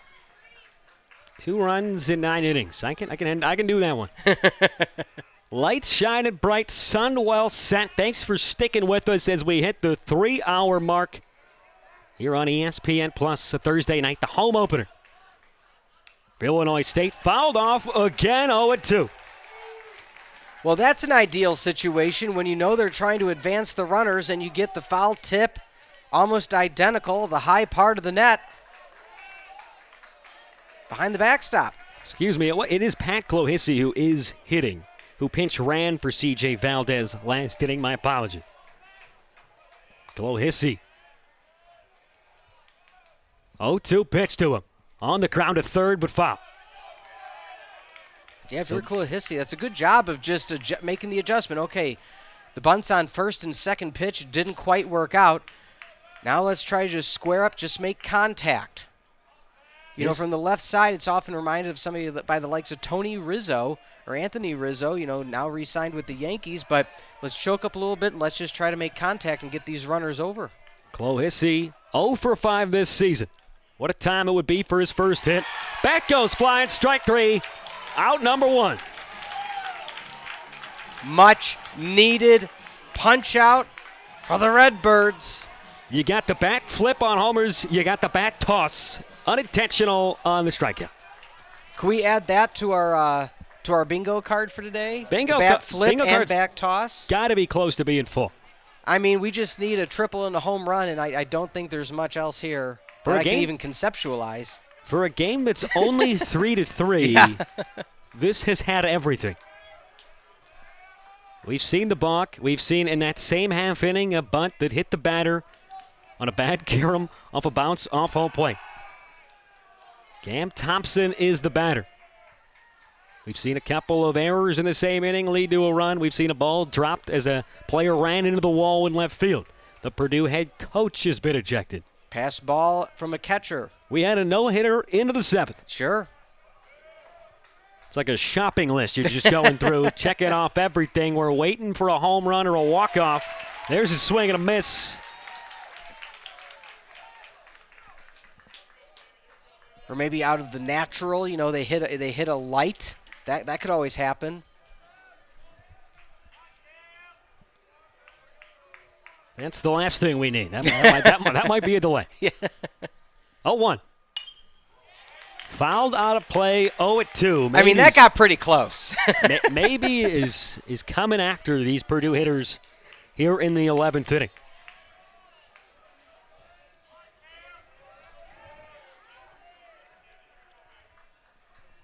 Cam Thompson, who picked up the game-tying RBI in the ninth on the fielder's choice to third base, a ball that was bobbled by Nick Geil. Geil looked like he wanted to come home with it, couldn't control the ball cleanly, had to settle for the out at third. That did make it first and second with only one down. And then a double play goes 6-4-3 to get the Redbirds onto the ninth and keep it tied. And we're still tied. 2-strike pitch. This is downstairs.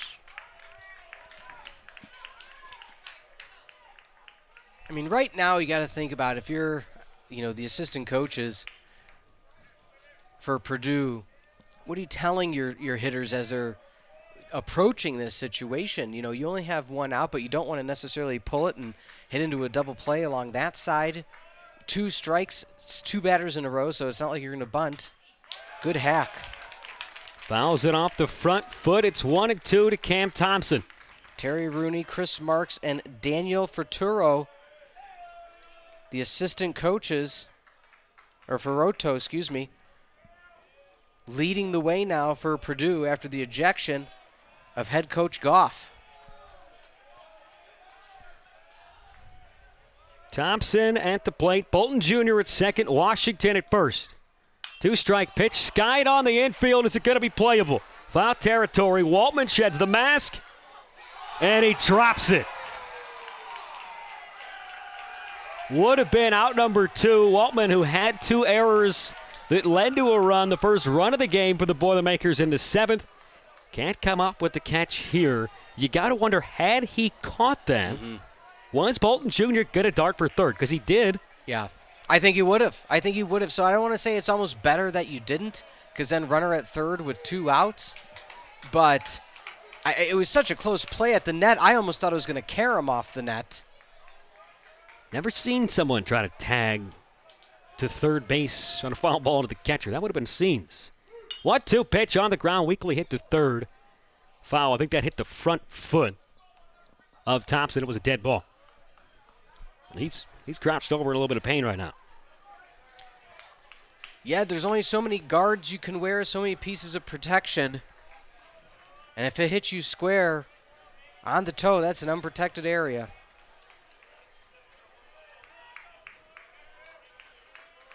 He's going to shank it off and get back in the box. Tons of speed aboard at first and second. Count still 1-2, 1 away. Cameron maybe looking for a strikeout or a ground ball. Third baseman hugging the line. 1-2 pitch. Fouled straight back to the base of the netting.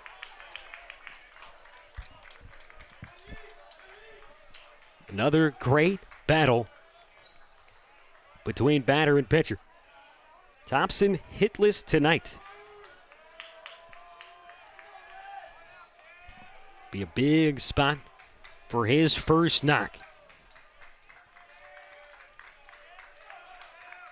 Crowd clapping along. Runners go. Pitch is fouled off. Man, Bolton Jr. could fly. Man, bolt of lightning, to use the play on his name, but my goodness, it's a good thing that it was fouled off, because otherwise you'd have runners at second and third. When you have pure speed at the top, not only at the 1, but the 1 and the 2, and the ability for them to just get on base whatever means necessary, it's such an offensive attack, you don't know how to play it.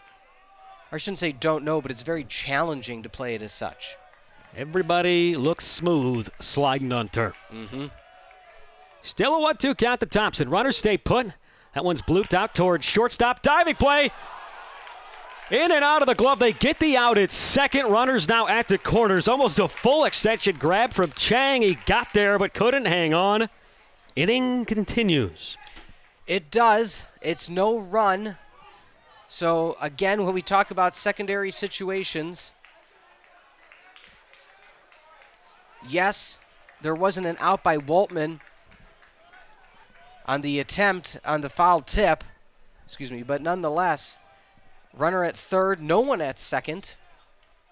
So first and third, 2 outs. Luckily, Chang is okay, staying in the game.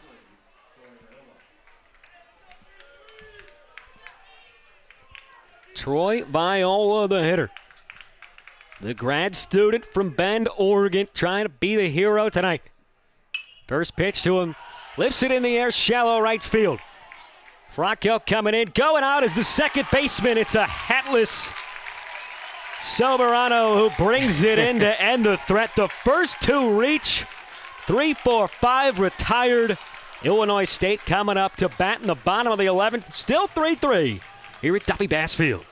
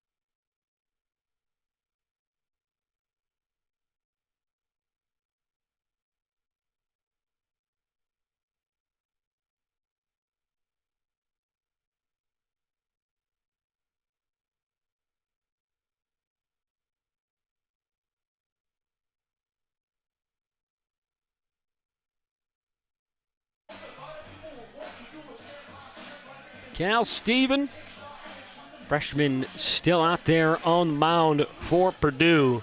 He's looked great in relief the last few innings.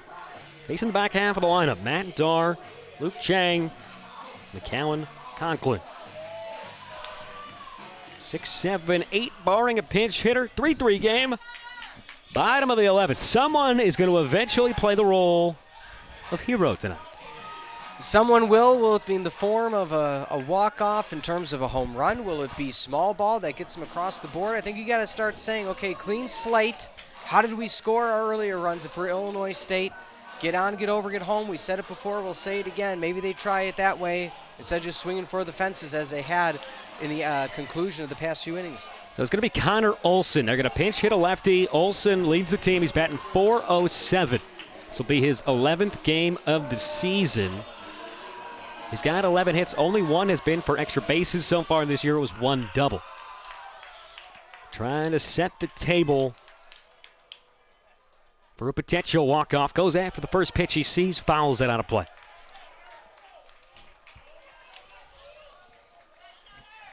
Trying to get everybody on both rosters in this game tonight. Olson, the junior, fourth-year junior from Wheaton, Illinois. Played at Illinois Wesleyan. Not too far away, then Elgin Community College. On the ground right side, in and out of the glove of the first baseman. Going to have to hurry, and it's still in time. Nice play from Cam Thompson, staying with the play. And the freshman reliever going over to cover first. Good communication there just to say, stay put, I got this. Good concentration to be able to collect yourself and get it where it needs to go. Although Olson thought he had it, bang, bang play. That'll go 3-1 in your book, but it was a lot more stressful than that. Luke Chang, the hitter, almost had that miraculous diving double play in the top half of this inning. There's a strike.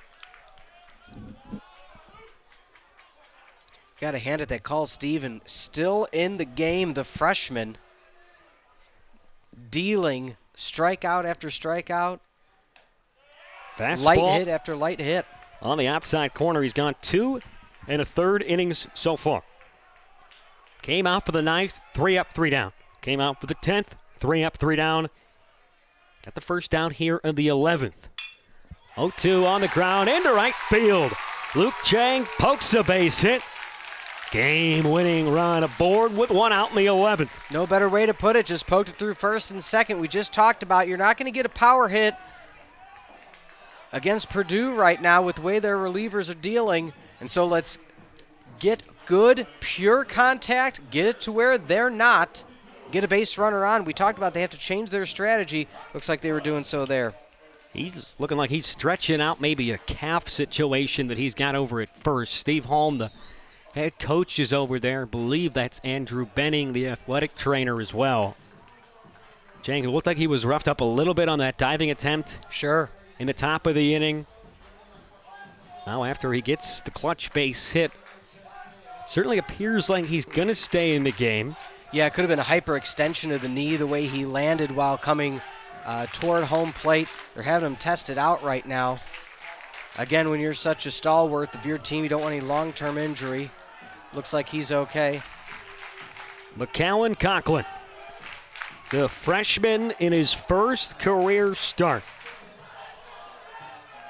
He singled to start the third, scored the first run of the game. It was a pitcher's duel. There was virtually nothing going on until that single. That was the first base hit of the game in the bottom of the third. Yeah, we talked about strikeout his last time up in the eighth.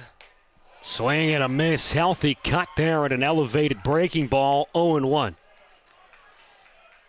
Sure, Conklin has some family in attendance. He's a freshman here. It's the home opener. He's from Normal. Can we get a Hollywood script? 0-1 from Steven. Fastball, strike, 0-2. Waltman on deck. Would love to get up there with two runners on. Looked like Conklin was guessing breaking ball there and was just caught off guard. Choking up on the bat in an 0-2 count. Chang is staying in the game. He's running at first. Two-strike pitch on the way. Check swing, high fastball. Yes, he did. He goes around. That's the fourth punch out. At 2 2/3 with the freshman Cal Steven after allowing his first base runner after retiring the first 7. Cal Stevens, just an intimidating presence on the mound. Cool, calm, and collected. Delivers what needs to get done. Big Rihanna fan? As they're bumping some Rihanna through it. I appreciate a good Rihanna song. Oh, sure. Tyler Waltman, the 9-hole hitter, the catcher. Been hot tonight. 2 for 4. Excuse me, 2 for 3. 2 singles and a run scored. He also dropped down a sac bunt. Flew out to center his last time up. This is certainly no doubles defense out there for the outfielders. Sure. They're playing as far back as we've seen them play all night long. Trying to cut the ball off and not allow Wang to score on an extra base hit from first. Bolton's heels almost nearly on the warning track. Big lead for Chang, stays put. That one's outside to even up the count. You look out at the scoreboard, it's still 10 hits to just 3. Yeah. Purdue has 3 hits through 11 innings. They come in hitting .283, scoring 7.7 runs a game. That just shows you how prepared Illinois State was for this contest. The bats have been stymied. Waltman takes a breaking ball strike. And Steven 1 pitch away from putting up his 3rd straight 0. It would be the 9th, 10th, and 11th frames. Ice water if he gets this strikeout. He readies from the belt. The 1-2 pitch.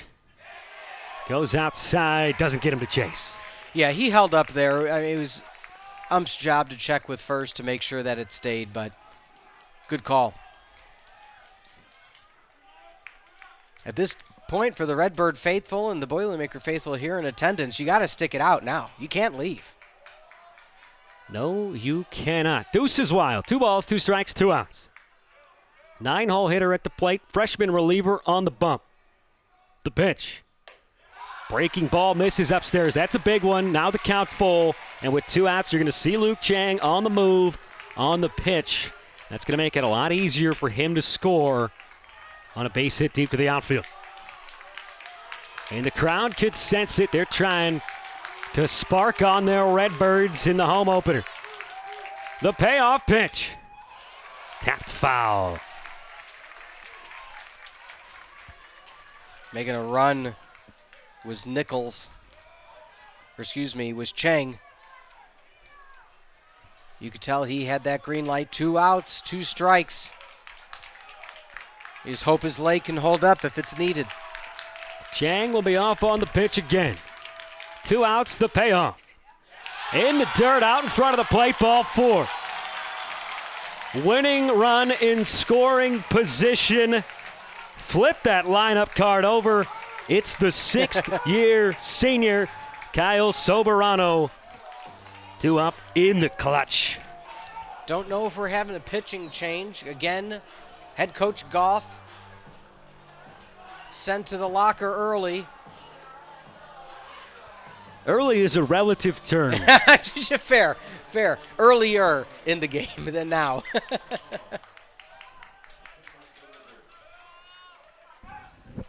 Outfield now playing further in. The left fielder, Bolton Jr., hugging that left field line. Washington at center, shifted a little bit towards left center as well.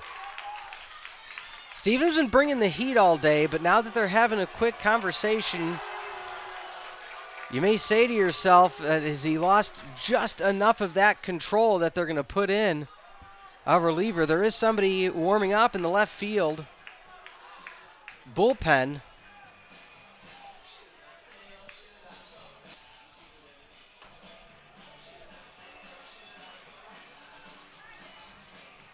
Haven't made the move yet. No gesture towards that bullpen. They might try one more at bat. One more batter, I should say.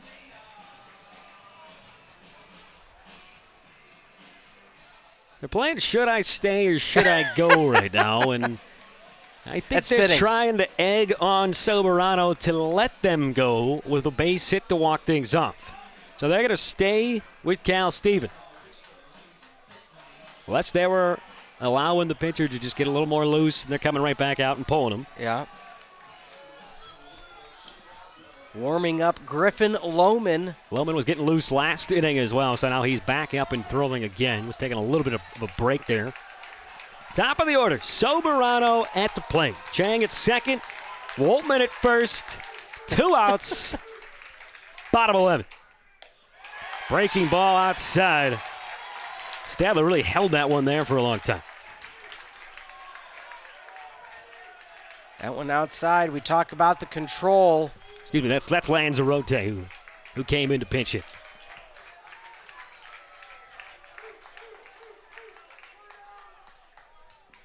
The 1-0 from Steven.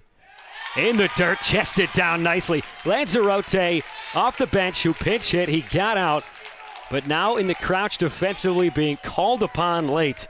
That's as good as a block as we've seen Yes, this evening. it is. Soberano right now. Count in his favor. Do you keep it going and just take again? It looks like right now that Stevens losing a bit of that control. Hitters count for the 6th-year senior. The 2-0. Swing and a miss. Cut right through one. Wanted it there. The pitch was there. Stevens showing resolve. We know it's near the end of his leash. We can feel the excitement, the nervous energy. Everybody living and dying on every pitch here in Normal tonight. 2 balls, 1 strike, 2 outs. Here it comes to Soberano. 3/4 swing, and it's 2-2. He got fooled there on the back sure foot did. slider. I apologize for my sound effects, but you know it was he wanted it, but he wanted to hold it back at the same time. That was a nasty pitch. If we go to the 12th,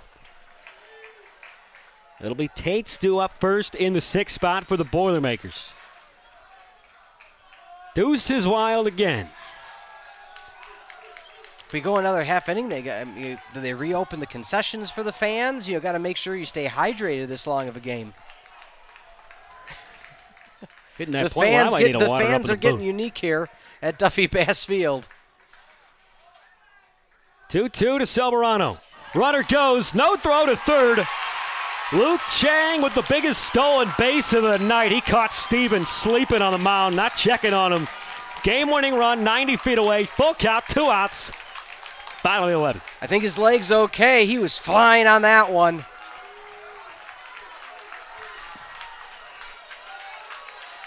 Oh, they did pinch run. That's JT Sokolov. Excuse me. They did pinch run for him when he went out there earlier. That's my bad. Here comes the payoff. Runner's going to take second. Pitch comes home in the air. Foul territory, left field line. Viola's over towards the fence. Does he have room? He does not. How about the jump of the wall? Was that from the shortstop? Evan Albrecht just hopped that fence. Some people could do that naturally. Some people can dream about it. Some people like myself don't even think about it.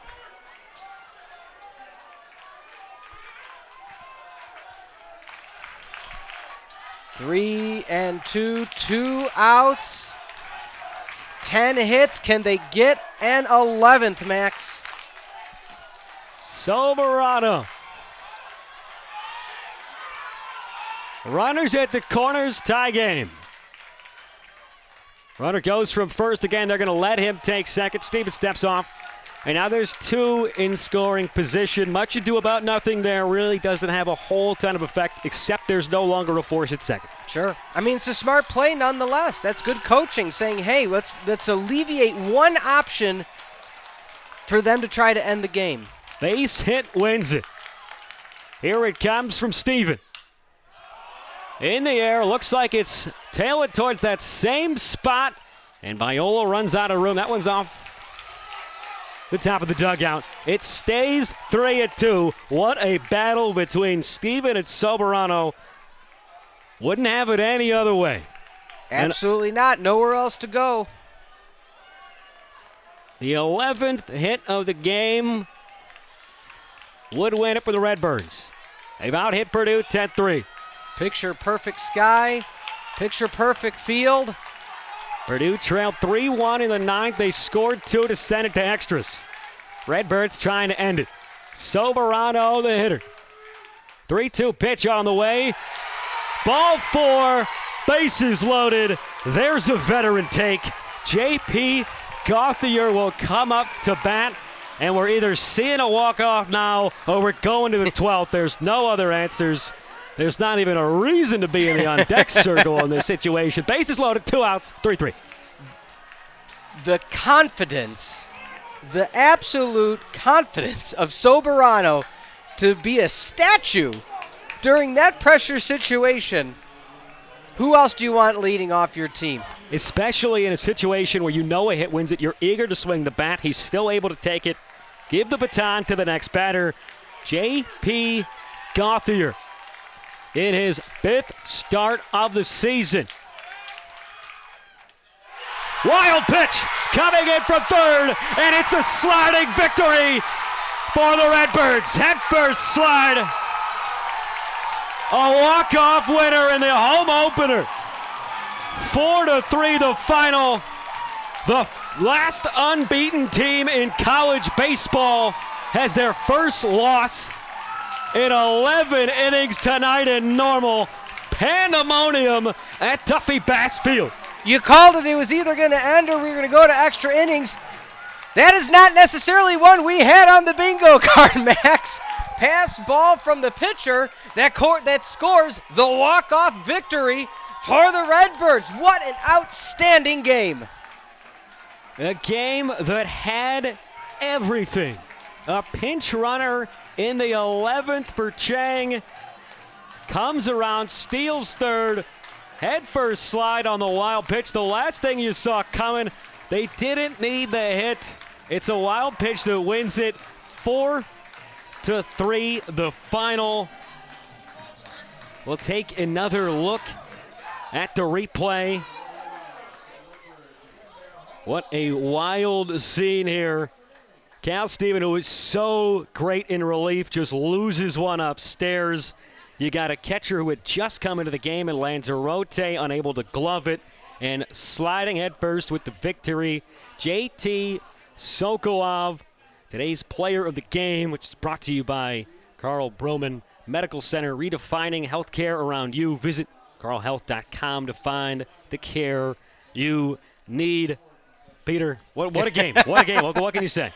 There's not much we can say. We've said so much today. We saw a little bit of everything, but the biggest thing of all is we saw consistency from Illinois State.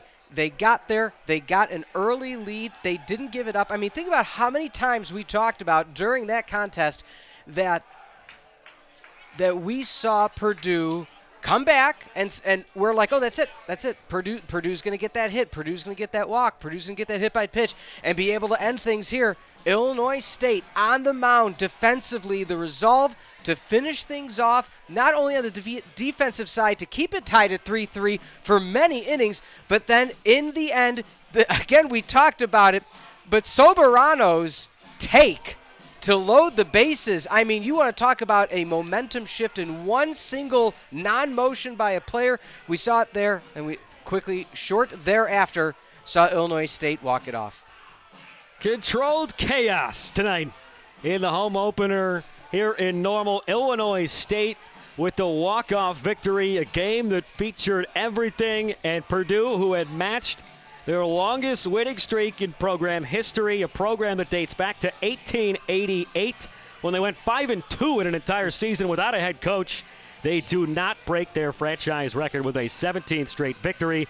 No more undefeateds at college baseball. Redbirds walk it off on a wild pitch. So for our Redbird production crew and my partner, Peter Ferrari, I'm Max Thomas saying so long from Normal, Illinois, where the final score tonight, Redbirds 4, Boilermakers 3.